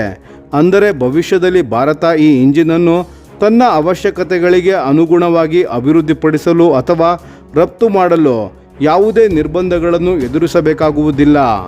ಆದರೆ AMCAಯ ಭವಿಷ್ಯದ ಅತ್ಯಂತ ದೊಡ್ಡ ಶಕ್ತಿ ವೇರಿಯಬಲ್ ಸೈಕಲ್ ಇಂಜಿನ್ ತಂತ್ರಜ್ಞಾನವನ್ನು ಅಳವಡಿಸಿಕೊಳ್ಳುವ ಸಾಮರ್ಥ್ಯವಾಗಿದೆ. ಹಾಗಾದರೆ ವೇರಿಯಬಲ್ ಸೈಕಲ್ ಇಂಜಿನ್ ಅಂದರೆ ಏನು? ಸಾಮಾನ್ಯವಾಗಿ ಇಂದಿನ ಯುದ್ಧ ವಿಮಾನದ ಇಂಜಿನ್ಗಳು ಒಂದು ನಿರ್ದಿಷ್ಟ ಕಾರ್ಯವಿಧಾನದಲ್ಲಿ ಮಾತ್ರ ಕಾರ್ಯನಿರ್ವಹಿಸುತ್ತವೆ. ಆದರೆ ವೇರಿಯಬಲ್ ಸೈಕಲ್ ಇಂಜಿನ್ಗಳು ಅಗತ್ಯಕ್ಕೆ ಅನುಗುಣವಾಗಿ ತನ್ನ ಕಾರ್ಯವಿಧಾನವನ್ನು ಬದಲಾಯಿಸಿಕೊಳ್ಳುತ್ತದೆ. ದೂರದ ಹಾರಾಟದ ಸಮಯದಲ್ಲಿ ಇಂಧನ ಉಳಿತಾಯಕ್ಕೆ ಆದ್ಯತೆ ನೀಡುತ್ತದೆ, ಆದರೆ ಯುದ್ಧ ಪರಿಸ್ಥಿತಿಯಲ್ಲಿ ಕ್ಷಣಾರ್ಧದಲ್ಲೇ ಗರಿಷ್ಠ ಥ್ರಸ್ಟನ್ನು ಉತ್ಪಾದಿಸಿ ಹೆಚ್ಚಿನ ವೇಗ ಮತ್ತು ಕಾರ್ಯಕ್ಷಮತೆಯನ್ನು ಒದಗಿಸುತ್ತದೆ. ಇದರ ಪರಿಣಾಮವಾಗಿ ಯುದ್ಧ ವಿಮಾನವು ಹೆಚ್ಚು ದೂರ ಹಾರಬಲ್ಲದು ಹಾಗೂ ಹೆಚ್ಚು ವೇಗವನ್ನು ಸಾಧಿಸಬಲ್ಲದು ಮತ್ತು ಕಡಿಮೆ ಇಂಧನ ಬಳಸಲಿದೆ. ಇದೇ ಕಾರಣಕ್ಕೆ ಅಮೆರಿಕ ಕೂಡ ತನ್ನ ಮುಂದಿನ ತಲೆಮಾರಿನ ಯುದ್ಧ ವಿಮಾನದ ಯೋಜನೆಗಳಿಗಾಗಿ GE XA-100 ಮತ್ತು ಪ್ರಾಟ್ ಅಂಡ್ ವಿಟ್ನಿ XA-101 ಎಂಬ ವೇರಿಯಬಲ್ ಸೈಕಲ್ ಇಂಜಿನ್ಗಳನ್ನು ಅಭಿವೃದ್ಧಿಪಡಿಸುತ್ತಿದೆ. ಭವಿಷ್ಯದಲ್ಲಿ ಇದೇ ತಂತ್ರಜ್ಞಾನವನ್ನು AMCA ಯುದ್ಧ ವಿಮಾನದಲ್ಲೂ ಅಳವಡಿಸುವ ಉದ್ದೇಶದಿಂದಲೇ ಭಾರತದ ಇಂಜಿನಿಯರ್ಗಳು ಈಗಿನಿಂದಲೇ ಅಗತ್ಯ ಸಿದ್ಧತೆಗಳನ್ನು ಮಾಡುತ್ತಿದ್ದಾರೆ. ಆದರೆ ಇದು ಅಷ್ಟು ಸುಲಭದ ಕೆಲಸವಲ್ಲ ಸ್ನೇಹಿತರೆ. ವೇರಿಯಬಲ್ ಸೈಕಲ್ ಇಂಜಿನ್ ಅನ್ನು ಅಳವಡಿಸುವುದು ಎಂದರೆ ಕೇವಲ ಹೊಸ ಇಂಜಿನ್ಗಳನ್ನು ಹಾಕುವುದು ಅಲ್ಲ. ಅದರ ಹಿಂದೆ ಅತ್ಯಂತ ಸಂಕೀರ್ಣವಾದ ಸಾಫ್ಟ್ವೇರ್ ಮತ್ತು ಮೆಟೀರಿಯಲ್ ತಂತ್ರಜ್ಞಾನಗಳು ಕಾರ್ಯನಿರ್ವಹಿಸಬೇಕು. ಅದರಲ್ಲೂ ಪ್ರಮುಖವಾದದ್ದು full authority digital engine control ಅಥವಾ FADEC ವ್ಯವಸ್ಥೆ.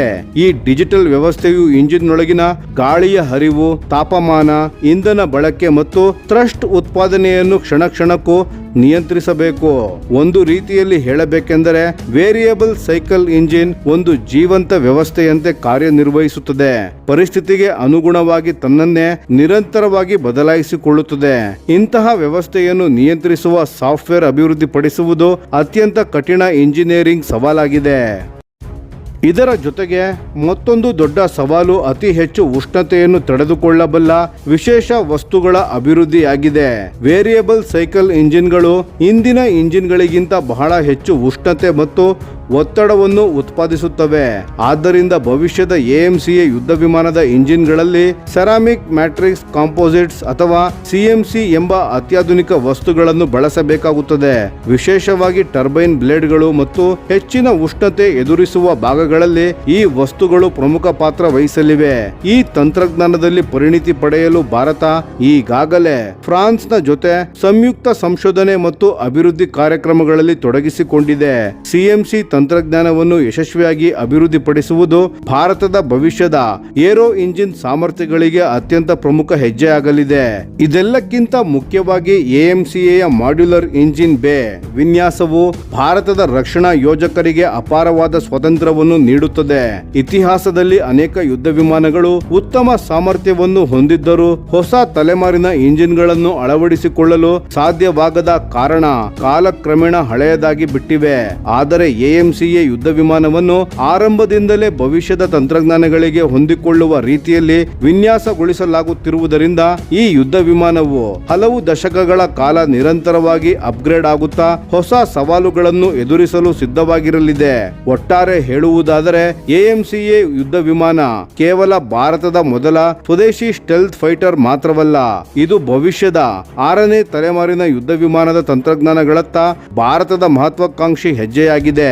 ಭವಿಷ್ಯದ ವೈಮಾನಿಕ ಯುದ್ಧಗಳಲ್ಲಿ ಭಾರತವು ಅಮೆರಿಕ ಸೇರಿದಂತೆ ಜಾಗತಿಕ ಶಕ್ತಿಗಳ ಸಾಲಿನಲ್ಲಿ ನಿಲ್ಲುವ ಗುರಿಯೊಂದಿಗೆ ಈ ಯೋಜನೆ ಮುಂದುವರಿಯುತ್ತಿದೆ. ಈ ಬೆಳವಣಿಗೆಗಳ ಬಗ್ಗೆ ನಿಮ್ಮ ಅಭಿಪ್ರಾಯವೇನು ಸ್ನೇಹಿತರೆ? AMCA ಭವಿಷ್ಯದಲ್ಲಿ ವಿಶ್ವದ ಅತ್ಯಾಧುನಿಕ ಯುದ್ಧ ವಿಮಾನಗಳಲ್ಲಿ ಒಂದಾಗಬಹುದೇ? ನಿಮ್ಮ ಅಭಿಪ್ರಾಯವನ್ನು ದಯವಿಟ್ಟು ಕಾಮೆಂಟ್ ನಲ್ಲಿ ತಿಳಿಸಿ. ಧನ್ಯವಾದಗಳು.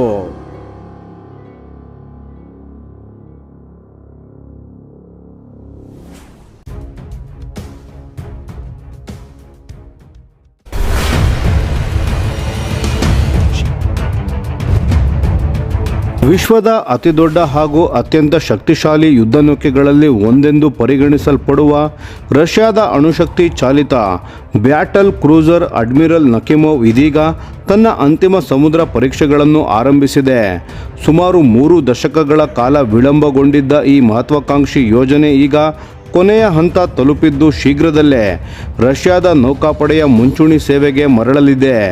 ಜೂನ್ 1ರಂದು ರಷ್ಯಾದ ನೌಕಾಪಡೆ ಅಡ್ಮಿರಲ್ ನಕಿಮೋವನ್ನು ಅಂತಿಮ ಸಮುದ್ರ ಪರೀಕ್ಷೆಗಳಿಗಾಗಿ ನಿಯೋಜಿಸಿತ್ತು. ಇದು ರಷ್ಯಾದ ಪ್ರಸಿದ್ಧ ಕಿರೋವ್ ವರ್ಗದ ಯುದ್ಧ ನೌಕೆಗಳ ಪೈಕಿ ಸೇವೆಯಲ್ಲಿರುವ 2 ನೌಕೆಗಳಲ್ಲಿ ಒಂದಾಗಿದೆ. 28 ವರ್ಷಗಳ ನಂತರ 2025ರ ಆಗಸ್ಟ್ನಲ್ಲಿ ಈ ಭಾರೀ ಯುದ್ಧ ನೌಕೆ ತನ್ನ ಸ್ವಂತ ಶಕ್ತಿಯಿಂದ ಮತ್ತೆ ಸಮುದ್ರಯಾನವನ್ನು ಆರಂಭಿಸಿತ್ತು. ಅದಕ್ಕೂ ಮೊದಲು ಜುಲೈ 25ರಂದು ಇದನ್ನು ಮತ್ತೆ ನೀರಿಗಿಳಿಸಲಾಯಿತು. ಕಿರೋವ್ ವರ್ಗದ ನೌಕೆಗಳ ವಿಶೇಷತೆ ಏನೆಂದರೆ ಇವು ಪ್ರಸ್ತುತ ಜಗತ್ತಿನಲ್ಲಿ ಸೇವೆಯಲ್ಲಿರುವ ಏಕೈಕ ಅಣುಶಕ್ತಿ ಚಾಲಿತ ಮೇಲ್ಮೈ ಯುದ್ಧ ನೌಕೆಗಳಾಗಿವೆ. ಅಮೆರಿಕ ಕೂಡ ಇದೇ ರೀತಿಯ ಹೊಸ ತಲೆಮಾರಿನ ಅಣುಶಕ್ತಿ ಯುದ್ಧ ನೌಕೆಗಳನ್ನು ಅಭಿವೃದ್ಧಿಪಡಿಸುವತ್ತ ಗಮನ ಹರಿಸುತ್ತಿದ್ದರೂ ಈಗಿನ ಪರಿಸ್ಥಿತಿಯಲ್ಲಿ ಈ ಸಾಮರ್ಥ್ಯವನ್ನು ಹೊಂದಿರುವುದು ರಷ್ಯಾ ಮಾತ್ರ. ಈ ನೌಕೆಯ ಗಾತ್ರದ ಬಗ್ಗೆ ಹೇಳುವುದಾದರೆ ಅಡ್ಮಿರಲ್ ನಕಿಮೋವ್ ಸುಮಾರು 28,000 ಟನ್ ತೂಕವನ್ನು ಹೊಂದಿದೆ. ಇದು ಜಪಾನ್ನ ಇಜುಮೊ ವರ್ಗದ ವಿಮಾನವಾಹಕ ನೌಕೆಗಳಿಗಿಂತಲೂ ದೊಡ್ಡದಾಗಿದೆ. ಅಲ್ಲದೆ 3 ಅಮೆರಿಕಾದ ಅರ್ಲಿಬರ್ಗ್ ವರ್ಗದ ಡೆಸ್ಟ್ರಾಯರ್ಗಳ ಒಟ್ಟು ಗಾತ್ರಕ್ಕೆ ಸಮಾನವಾಗಿದೆ. ಆದರೆ ಈ ನೌಕೆಯ ನಿಜವಾದ ಶಕ್ತಿ ಅದರ ಶಸ್ತ್ರಾಸ್ತ್ರಗಳಲ್ಲಿ ಅಡಗಿದೆ. ಅಡ್ಮಿರಲ್ ನಕಿಮೋವ್ ಒಟ್ಟು 176 ಕ್ಷಿಪಣಿ ಉಡಾವಣಾ ಕೋಶಗಳನ್ನು ಹೊಂದಿದೆ. ಇದರಲ್ಲಿ 96 ಕೋಶಗಳು S-400 ವಾಯು ರಕ್ಷಣಾ ವ್ಯವಸ್ಥೆಯ ನೌಕಾ ಆವೃತ್ತಿಗೆ ಮೀಸಲಾಗಿವೆ. ಈ ಸಾಮರ್ಥ್ಯವು ಭೂ ಆಧಾರಿತ S-400 ವ್ಯವಸ್ಥೆಯ 3 ಸಂಪೂರ್ಣ ಬೆಟಾಲಿಯನ್ಗಳಿಗೆ ಸಮಾನವೆಂದು ಹೇಳಲಾಗುತ್ತಿದೆ. ಇನ್ನುಳಿದ 80 ಕೋಶಗಳು ಕ್ರೂಸ್ ಕ್ಷಿಪಣಿಗಳಿಗೆ ಮೀಸಲಾಗಿದ್ದು ಅವುಗಳಲ್ಲಿ ಅತ್ಯಾಧುನಿಕ ಜಿರ್ಕಾನ್ ಹೈಪರ್ಸಾನಿಕ್ ಕ್ಷಿಪಣಿ ಕೂಡ ಸೇರಿದೆ. ಜಿರ್ಕಾನ್ ಕ್ಷಿಪಣಿಯು ಗಂಟೆಗೆ ಸುಮಾರು ಮ್ಯಾಕ್ 9 ವೇಗದಲ್ಲಿ ಸಂಚರಿಸಬಲ್ಲದು. ಅಂದರೆ ಧ್ವನಿಯ ವೇಗಕ್ಕಿಂತ 9 ಪಟ್ಟು ಹೆಚ್ಚಿನ ವೇಗ. ಇದರ ವ್ಯಾಪ್ತಿ ಸುಮಾರು 1,000 ಕಿಲೋಮೀಟರ್ ಆಗಿದ್ದು ಅತ್ಯಾಧುನಿಕ ಬಹುಪದರ ವಾಯುರಕ್ಷಣಾ ವ್ಯವಸ್ಥೆಗಳನ್ನು ಭೇದಿಸುವ ಸಾಮರ್ಥ್ಯವನ್ನು ಹೊಂದಿದೆ. ರಷ್ಯಾದ ಪ್ರಕಾರ ಜಿರ್ಕಾನ್ ಕ್ಷಿಪಣಿಯು ಸಮುದ್ರ ಯುದ್ಧಗಳಲ್ಲಿ ತನ್ನ ಪ್ರತಿಸ್ಪರ್ಧಿಗಳಿಗಿಂತ ಬಹಳ ದೊಡ್ಡ ಮುನ್ನಡೆಯನ್ನು ಒದಗಿಸುತ್ತದೆ. ಹಡಗಿನಿಂದ ಉಡಾಯಿಸಬಹುದಾದ ಹಡಗು ವಿರೋಧಿ ಕ್ಷಿಪಣಿಗಳಲ್ಲಿ ಚೀನಾದ YJ-20 ಕ್ಷಿಪಣಿ ಮಾತ್ರ ಇದರ ಸಾಮರ್ಥ್ಯಕ್ಕೆ ಸಮಾನ ಅಥವಾ ಹೆಚ್ಚಿನ ಮಟ್ಟದಲ್ಲಿದೆ ಎಂದು ಹೇಳಲಾಗುತ್ತದೆ. ರಷ್ಯಾದ ಉತ್ತರ ಧ್ರುವ ಪ್ರದೇಶವನ್ನು ರಕ್ಷಿಸುವ ನಾರ್ದರ್ನ್ ಫ್ಲೀಟ್ನಲ್ಲಿ ಅಡ್ಮಿರಲ್ ನಕಿಮೋವ್ ಸೇವೆ ಸಲ್ಲಿಸಲಿದೆ ಎಂದು ಈಗಾಗಲೇ ದೃಢಪಡಿಸಲಾಗಿದೆ. 2021 ಏಪ್ರಿಲ್ನಲ್ಲಿ ಸೆವೆನೋರಿಯೇಟ್ ಡಿಸೈನ್ ಬ್ಯೂರೋದ ಮುಖ್ಯ ಕಾರ್ಯನಿರ್ವಾಹಕ ಅಧಿಕಾರಿ ಆಂಡ್ರೆ ದ್ಯಾಚ್ಕೋವ್ ಮಾತನಾಡುತ್ತಾ ಈ ನೌಕೆಯ ವಿನ್ಯಾಸದಲ್ಲೇ ಅಪಾರ ಆಧುನೀಕರಣ ಸಾಮರ್ಥ್ಯವನ್ನು ಅಳವಡಿಸಲಾಗಿತ್ತು ಎಂದು ಹೇಳಿದ್ದರು. ಅವರ ಪ್ರಕಾರ ಅತ್ಯಾಧುನಿಕ ಶಸ್ತ್ರಾಸ್ತ್ರಗಳನ್ನು ಅಳವಡಿಸಿದ ನಂತರ ಅಡ್ಮಿರಲ್ ನಕಿಮೋವ್ ವಿಶ್ವದ ಅತ್ಯಂತ ಶಕ್ತಿಶಾಲಿ ಮೇಲ್ಮೈ ಯುದ್ಧ ನೌಕೆಯಾಗಲಿದೆ. ಆದರೆ ಕಿರೋವ್ ಯೋಜನೆಯ ಭವಿಷ್ಯ ಮಾತ್ರ ಇನ್ನೂ ಅನಿಶ್ಚಿತವಾಗಿದೆ. ರಷ್ಯಾದ ರಕ್ಷಣಾ ಸಚಿವಾಲಯವು ಮೊದಲು ಅಡ್ಮಿರಲ್ ನಕಿಮೋವ್ ಜೊತೆಗೆ ಅದರ ಸಹೋದರ ನೌಕೆ ಫ್ಯೂಟರ್ ವೆಲಕಿಯನ್ನು ಆಧುನೀಕರಿಸಲು ಯೋಜಿಸಿತ್ತು. ಆದರೆ 2023 ಜುಲೈನಲ್ಲಿ ಫ್ಯೂಟರ್ ವೆಲಕಿಯನ್ನು ಆಧುನೀಕರಿಸುವುದಿಲ್ಲ ಹಾಗೂ ಅದನ್ನು ಮುಂಚಿತವಾಗಿ ನಿವೃತ್ತಿ ಮಾಡಲಾಗುವುದು ಎಂದು ಘೋಷಣೆ ಮಾಡಲಾಯಿತು. ಇದಕ್ಕೆ ಪ್ರಮುಖ ಕಾರಣಗಳಾಗಿ ಕಾರ್ಯಾಚರಣೆಯ ಹೆಚ್ಚಿನ ವೆಚ್ಚ, ಆಧುನೀಕರಣದ ಭಾರೀ ಖರ್ಚು ಹಾಗೂ ಯುಕ್ರೇನ್ ಯುದ್ಧದಿಂದ ಉಂಟಾದ ಬಜೆಟ್ ಮೇಲಿನ ಒತ್ತಡಗಳನ್ನು ಪರಿಗಣಿಸಲಾಗಿದೆ. ಸೋವಿಯತ್ ಒಕ್ಕೂಟದ ಪತನದ ನಂತರ ರಷ್ಯಾ ತನ್ನ ನೌಕಾಪಡೆಗಾಗಿ ಡೆಸ್ಟ್ರಾಯರ್ ಗಾತ್ರದ ಹೊಸ ಯುದ್ಧ ನೌಕೆಯನ್ನು ಇನ್ನೂ ನಿರ್ಮಿಸಿಲ್ಲ. ಮಧ್ಯಮ ಅಥವಾ ಭಾರೀ ಕ್ರೂಸರ್ಗಳ ನಿರ್ಮಾಣದ ಪ್ರಶ್ನೆಯೇ ಇಲ್ಲ. ಆದ್ದರಿಂದ ಕಿರೋವ್ ವರ್ಗದ ನೌಕೆಗಳು ರಷ್ಯಾದ ಇಂದಿನ ಸಾಗರಾಧಾರಿತ ಯುದ್ಧ ಸಾಮರ್ಥ್ಯದಲ್ಲಿ ವಿಶಿಷ್ಟ ಸ್ಥಾನವನ್ನು ಹೊಂದಿವೆ. ಇನ್ನೊಂದು ಕಡೆ ರಷ್ಯಾದ ಡೆಸ್ಟ್ರಾಯರ್ ನೌಕಾಪಡೆ 2030 ದಶಕದ ಆರಂಭದಲ್ಲೇ ಉತ್ತರ ಕೊರಿಯಾದ ನೌಕಾಪಡೆಗಿಂತಲೂ ಚಿಕ್ಕದಾಗುವ ಸಾಧ್ಯತೆ ಇದೆ ಎಂಬ ವಿಶ್ಲೇಷಣೆಗಳಿವೆ. 2022ರಲ್ಲಿ ಯುಕ್ರೇನಿಯನ್ ಕ್ಷಿಪಣಿ ದಾಳಿಯಿಂದ ರಷ್ಯಾದ ಪ್ರಸಿದ್ಧ ಮೋಸ್ಕ್ವಾ ಕ್ರೂಸರ್ ಮುಳುಗಿದ ಘಟನೆ ಹಳೆಯ ಸೋವಿಯತ್ ಯುಗದ ಯುದ್ಧ ನೌಕೆಗಳ ದುರ್ಬಲತೆಯನ್ನು ಜಗತ್ತಿನ ಮುಂದೆ ತೆರೆದಿಟ್ಟಿತ್ತು. ಆದರೂ ರಷ್ಯಾ ತನ್ನ ಸಮುದ್ರ ಯುದ್ಧ ಸಾಮರ್ಥ್ಯವನ್ನು ಉಳಿಸಿಕೊಂಡಿದೆ. ಆದರೆ ಅದರ ಬಹುಪಾಲು ಹೂಡಿಕೆಗಳು ಈಗ ಮೇಲ್ಮೈ ಯುದ್ಧ ನೌಕೆಗಳಿಗಿಂತ ಅಣುಶಕ್ತಿ ಚಾಲಿತ ಜಲಾಂತರ್ಗಾಮಿ ನೌಕೆಗಳತ್ತ ಕೇಂದ್ರೀಕೃತವಾಗಿದೆ. ವಿಶೇಷವಾಗಿ ಯಾಸೆನ್ ಎಂ ವರ್ಗದ ಅಣುಶಕ್ತಿ ದಾಳಿ ಜಲಾಂತರ್ಗಾಮಿಗಳು ವಿಶ್ವದ ಅತ್ಯಂತ ಸಾಮರ್ಥ್ಯವುಳ್ಳ ಜಲಾಂತರ್ಗಾಮಿಗಳಲ್ಲಿ ಒಂದೆಂದು ಪರಿಗಣಿಸಲ್ಪಡುತ್ತವೆ. ಜಲಾಂತರ್ಗಾಮಿಗಳು ತಮ್ಮ ರಹಸ್ಯ ಚಲನೆಯ ಸಾಮರ್ಥ್ಯದಿಂದ ಯಾವಾಗ ಮತ್ತು ಎಲ್ಲಿ ಬೇಕಾದರೂ ದಾಳಿ ನಡೆಸಬೇಕು ಎಂಬುದನ್ನು ತಾವೇ ನಿರ್ಧರಿಸಬಹುದು. ಹೀಗಾಗಿ ನ್ಯಾಟೋ ರಾಷ್ಟ್ರಗಳ ಬೃಹತ್ ನೌಕಾಪಡೆಗಳಿಗೆ ಕಡಿಮೆ ವೆಚ್ಚದಲ್ಲಿ ಪರಿಣಾಮಕಾರಿ ಸವಾಲನ್ನು ಒಡ್ಡುವ ಯುದ್ಧಾಸ್ತ್ರಗಳಾಗಿ ಅವುಗಳನ್ನು ರಷ್ಯಾ ನೋಡುತ್ತಿದೆ. ಇದಕ್ಕೆ ವಿರುದ್ಧವಾಗಿ ಕಿರೋವ್ ವರ್ಗದ ನೌಕೆಗಳು ಸೋವಿಯತ್ ಯುಗದಲ್ಲಿ ಅಮೆರಿಕದ ನೌಕಾಪಡೆಯನ್ನು ನೇರವಾಗಿ ಎದುರಿಸಲು ನಿರ್ಮಿಸಲ್ಪಟ್ಟಿದ್ದವು. ಇಂದಿನ ರಷ್ಯಾದ ಸೇನಾ ಸಿದ್ಧಾಂತದಲ್ಲಿ ಇವುಗಳ ಪಾತ್ರ ಸೀಮಿತವಾಗಿದ್ದರೂ ಉತ್ತರ ಧ್ರುವ ಪ್ರದೇಶದಲ್ಲಿ ಅಮೆರಿಕ ಹಾಗೂ ನ್ಯಾಟೋ ರಾಷ್ಟ್ರಗಳಿಂದ ಹೆಚ್ಚುತ್ತಿರುವ ಒತ್ತಡದ ಹಿನ್ನೆಲೆಯಲ್ಲಿ ದೀರ್ಘಾವಧಿ ಕಾರ್ಯಾಚರಣೆ ನಡೆಸಬಲ್ಲ ಹಾಗೂ ಭಾರೀ ಶಸ್ತ್ರಾಸ್ತ್ರಗಳನ್ನು ಹೊತ್ತೊಯ್ಯಬಲ್ಲ ಈ ಯುದ್ಧ ನೌಕೆಗಳು ಮತ್ತೆ ಮಹತ್ವ ಪಡೆಯುತ್ತಿವೆ. ಉತ್ತರ ಸಮುದ್ರ ಮಾರ್ಗದ ರಕ್ಷಣೆ ಸೇರಿದಂತೆ ಹಲವಾರು ಪ್ರಮುಖ ಕಾರ್ಯಾಚರಣೆಗಳಲ್ಲಿ ಅಡ್ಮಿರಲ್ ನಕೀಮೋವ್ ಮುಂದಿನ ದಿನಗಳಲ್ಲಿ ನಿರ್ಣಾಯಕ ಪಾತ್ರ ವಹಿಸುವ ಸಾಧ್ಯತೆ ಇದೆ. ಹಾಗಾದರೆ ಸ್ನೇಹಿತರೆ, ವಿಶ್ವದ ಅತ್ಯಂತ ಶಕ್ತಿಶಾಲಿ ಯುದ್ಧ ನೌಕೆ ಎಂದು ಕರೆಯಲ್ಪಡುವ ಅಡ್ಮಿರಲ್ ನಕೀಮೋವ್ ಬಗ್ಗೆ ನಿಮ್ಮ ಅಭಿಪ್ರಾಯವೇನು? ಕಾಮೆಂಟ್ನಲ್ಲಿ ತಿಳಿಸಿ. ಧನ್ಯವಾದಗಳು.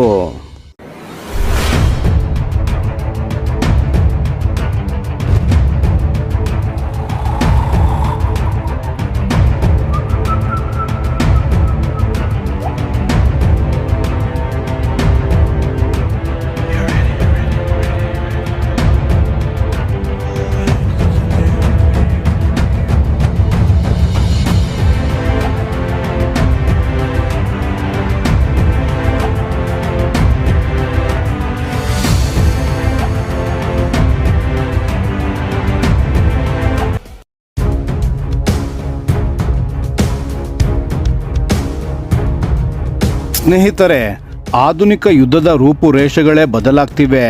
ಯುದ್ಧ ಅಂದಮೇಲೆ ಕೇವಲ ಟ್ಯಾಂಕುಗಳು, ದೊಡ್ಡ ಫೈಟರ್ ಜೆಟ್ಗಳಷ್ಟೇ ಅಲ್ಲ. ಈಗ ಆಕಾಶದಲ್ಲಿ ಹಾರಾಡೋ ಸಣ್ಣ ಪುಟ್ಟ ಡ್ರೋನ್ಗಳು ಕೂಡ ದೊಡ್ಡ ಇತಿಹಾಸವನ್ನು ಸೃಷ್ಟಿಸ್ತಿವೆ. ಹೌದು, ಭಾರತೀಯ ಸೇನೆ ಈಗ ಇತಿಹಾಸದಲ್ಲೇ ಅತ್ಯಂತ ದೊಡ್ಡ ಡ್ರೋನ್ಗಳ ಖರೀದಿಗೆ ಭರ್ಜರಿ ಪ್ಲಾನ್ ಮಾಡಿಕೊಂಡಿದೆ. ಸುಮಾರು 20,000 ಕೋಟಿ ರೂಪಾಯಿಗೂ ಅಧಿಕ ಮೊತ್ತದ ಮಿಲಿಟರಿ ಡ್ರೋನ್ಗಳನ್ನು ಖರೀದಿಸಲು ನಮ್ಮ ಆರ್ಮಿ ಈಗ ಫಾಸ್ಟ್ ಟ್ರ್ಯಾಕ್ನಲ್ಲಿ ಕೆಲಸ ಮಾಡುತ್ತಿದೆ. ವಿಶೇಷ ಅಂದರೆ ಈ ಎಲ್ಲ ಡ್ರೋನ್ಗಳನ್ನು ವಿದೇಶದಿಂದ ತರಿಸ್ತಿಲ್ಲ, ಬದಲಾಗಿ ನಮ್ಮ ದೇಶದ ಸ್ವದೇಶಿ ಕಂಪನಿಗಳಿಂದಲೇ ಖರೀದಿ ಮಾಡಲಾಗ್ತಿದೆ. ಅಷ್ಟಕ್ಕೂ ಮುಂದಿನ 18ರಿಂದ 24 ತಿಂಗಳುಗಳಲ್ಲೇ ಇವುಗಳ ಡೆಲಿವರಿ ಕೂಡ ಶುರುವಾಗಲಿದೆಯಂತೆ. ಈಗಾಗಲೇ 3,000 ಕೋಟಿ ರೂಪಾಯಿಯ ಟ್ಯಾಕ್ಟಿಕಲ್ ಡ್ರೋನ್ಗಳ ಆರ್ಡರ್ ಕೊಟ್ಟ ಬೆನ್ನಲ್ಲೇ ಈಗ ಈ ಬೃಹತ್ ನಿರ್ಧಾರ ಹೊರಬಿದ್ದಿದೆ. ನಿಮಗೆ ಗೊತ್ತು, ಕಳೆದ ಮೇ ತಿಂಗಳಲ್ಲಿ ನಡೆದ ಆಪರೇಷನ್ ಸಿಂಧೂರ್ ಇರಬಹುದು, ಅಥವಾ ಈಗ ನಡೀತಿರೋ ರಷ್ಯಾ ಯುಕ್ರೇನ್ ಯುದ್ಧ ಮತ್ತು ಇರಾನ್ ಅಮೆರಿಕ ಸಂಘರ್ಷಗಳು ಇರಬಹುದು. ಇವೆಲ್ಲ ನಮಗೆ ಒಂದು ಮುಖ್ಯವಾದ ಪಾಠವನ್ನು ಕಲಿಸಿವೆ. ಅದೇನೆಂದರೆ, ಯುದ್ಧದ ಮೈದಾನದಲ್ಲಿ ಕಡಿಮೆ ವೆಚ್ಚದ ಡ್ರೋನ್ಗಳು ಕೂಡ ಎಷ್ಟು ದೊಡ್ಡ ಇಂಪ್ಯಾಕ್ಟ್ ಕ್ರಿಯೇಟ್ ಮಾಡಬಲ್ಲವು ಅನ್ನೋದು. ಇವು ಕೇವಲ ಕಣ್ಣಿಡಲು ಅಷ್ಟೇ ಅಲ್ಲ, ಶತ್ರುಗಳ ಟಾರ್ಗೆಟ್ಗಳನ್ನು ಗುರುತಿಸೋಕೆ, ನಿಖರವಾದ ದಾಳಿ ನಡೆಸೋಕೆ, ಸೈನಿಕರಿಗೆ ಬೇಕಾದ ಸಾಮಗ್ರಿಗಳನ್ನು ಸಾಗಿಸೋಕೆ ಅಷ್ಟೇ ಯಾಕೆ, ಸೂಸೈಡ್ ಡ್ರೋನ್ಗಳಾಗಿ ಕಾಮಿಕಾಜೆ ಶತ್ರುಗಳ ಮೇಲೆ ಮುಗಿ ಬೀಳೋಕೆ ಈ ಡ್ರೋನ್ಗಳು ಸೂಪರ್ ಆಗಿ ಹೆಲ್ಪ್ ಮಾಡ್ತವೆ. ಅದಕ್ಕೆ ಇವನ್ನ ಫೋರ್ಸ್ ಮಲ್ಟಿಪ್ಲೇಯರ್ ಅಂತ ಕರೆಯೋದು. ನಿಮಗೆ ಆಶ್ಚರ್ಯ ಆಗಬಹುದು, ಪ್ರಸ್ತುತ ಭಾರತದಲ್ಲಿ ಬರೋಬ್ಬರಿ 600ಕ್ಕೂ ಹೆಚ್ಚು ಡ್ರೋನ್ ಮತ್ತು ಅವುಗಳ ಬಿಡಿ ಭಾಗಗಳನ್ನು ತಯಾರಿಸುವ ಕಂಪನಿಗಳಿವೆ. ಇದರಲ್ಲಿ 100ಕ್ಕೂ ಹೆಚ್ಚು ಕಂಪನಿಗಳು ಕೇವಲ ಡಿಫೆನ್ಸ್ ಸೆಕ್ಟರ್ಗಾಗಿಯೇ ಕೆಲಸ ಮಾಡ್ತಿವೆ. Tata advanced systems, Adani defence ಮತ್ತು L&T ನಂತಹ ದೊಡ್ಡ ದೊಡ್ಡ ಕಂಪನಿಗಳ ಜೊತೆಗೆ ideaForge, new space research ಮತ್ತು ಆಸ್ಟ್ರೇಲಿಯಾ ಏರೋಸ್ಪೇಸ್ನಂತಹ ಸಣ್ಣ ಸಣ್ಣ ಸ್ಟಾರ್ಟಪ್ಗಳು ಕೂಡ ಇವತ್ತು ಅದ್ಭುತವಾದ ತಂತ್ರಜ್ಞಾನವನ್ನು ಡೆವಲಪ್ ಮಾಡ್ತಿವೆ. ಇದರ ಬಗ್ಗೆ IG ಡಿಫೆನ್ಸ್ನ ಸೀನಿಯರ್ VP ಆಗಿರುವ ನಿವೃತ್ತ ಮೇಜರ್ ಜನರಲ್ RC ಪತಿ ಅವರು ಮಾತನಾಡುತ್ತಾ, ಈ ಡ್ರೋನ್ಗಳ ಖರೀದಿ ಪ್ಲಾನ್ ಭಾರತದ ರಕ್ಷಣಾ ಆಧುನೀಕರಣಕ್ಕೆ ಒಂದು ಮೈಲಿಗಲ್ಲು. ಸರ್ಕಾರದ ಈ ಸ್ವದೇಶಿ ಮಂತ್ರದಿಂದಾಗಿ ಭಾರತದ ರಕ್ಷಣಾ ವಲಯದಲ್ಲಿ ಹೊಸ ಆವಿಷ್ಕಾರಗಳು ಹೆಚ್ಚಾಗಲಿವೆ ಮತ್ತು ನಾವು ಸ್ವಾವಲಂಬಿಗಳಾಗಲು ಇದು ಸಹಾಯ ಮಾಡಲಿದೆ ಎಂದಿದ್ದಾರೆ. ಕೇಂದ್ರ ಸರ್ಕಾರದ ಆತ್ಮನಿರ್ಭರ ಭಾರತದ ಅಭಿಯಾನದ ಅಡಿಯಲ್ಲಿ ಈ ದೊಡ್ಡ ಹೆಜ್ಜೆ ಇಡಲಾಗುತ್ತಿದೆ.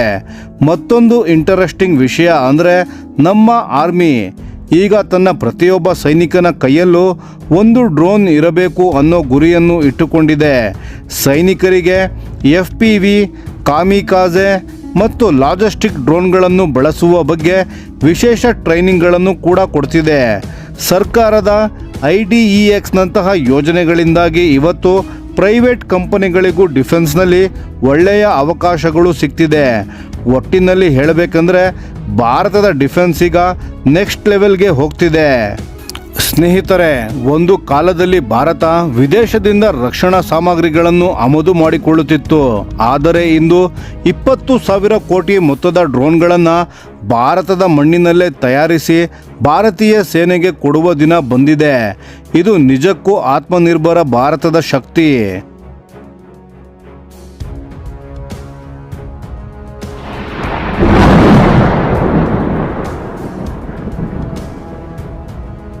ಈ ವಿಡಿಯೋ ನಿಮಗೆ ಇಷ್ಟವಾಗಿದ್ದರೆ ಲೈಕ್ ಮಾಡಿ ಮತ್ತು ನಮ್ಮ ಚಾನೆಲನ್ನು ಸಬ್ಸ್ಕ್ರೈಬ್ ಮಾಡಿ ಹಾಗೂ ಬೆಲ್ ಐಕಾನ್ ಒತ್ತಿ. ಯಾವ ಅಪ್ಡೇಟ್ಗೂ ಮಿಸ್ ಆಗಬೇಡಿ. ಡಿಫೆನ್ಸ್ ಸುದ್ದಿಗಳನ್ನು ತ್ವರಿತವಾಗಿ ಪಡೆಯಿರಿ. ನಿಮ್ಮ ಬೆಂಬಲವೇ ನಮ್ಮ ಶಕ್ತಿ.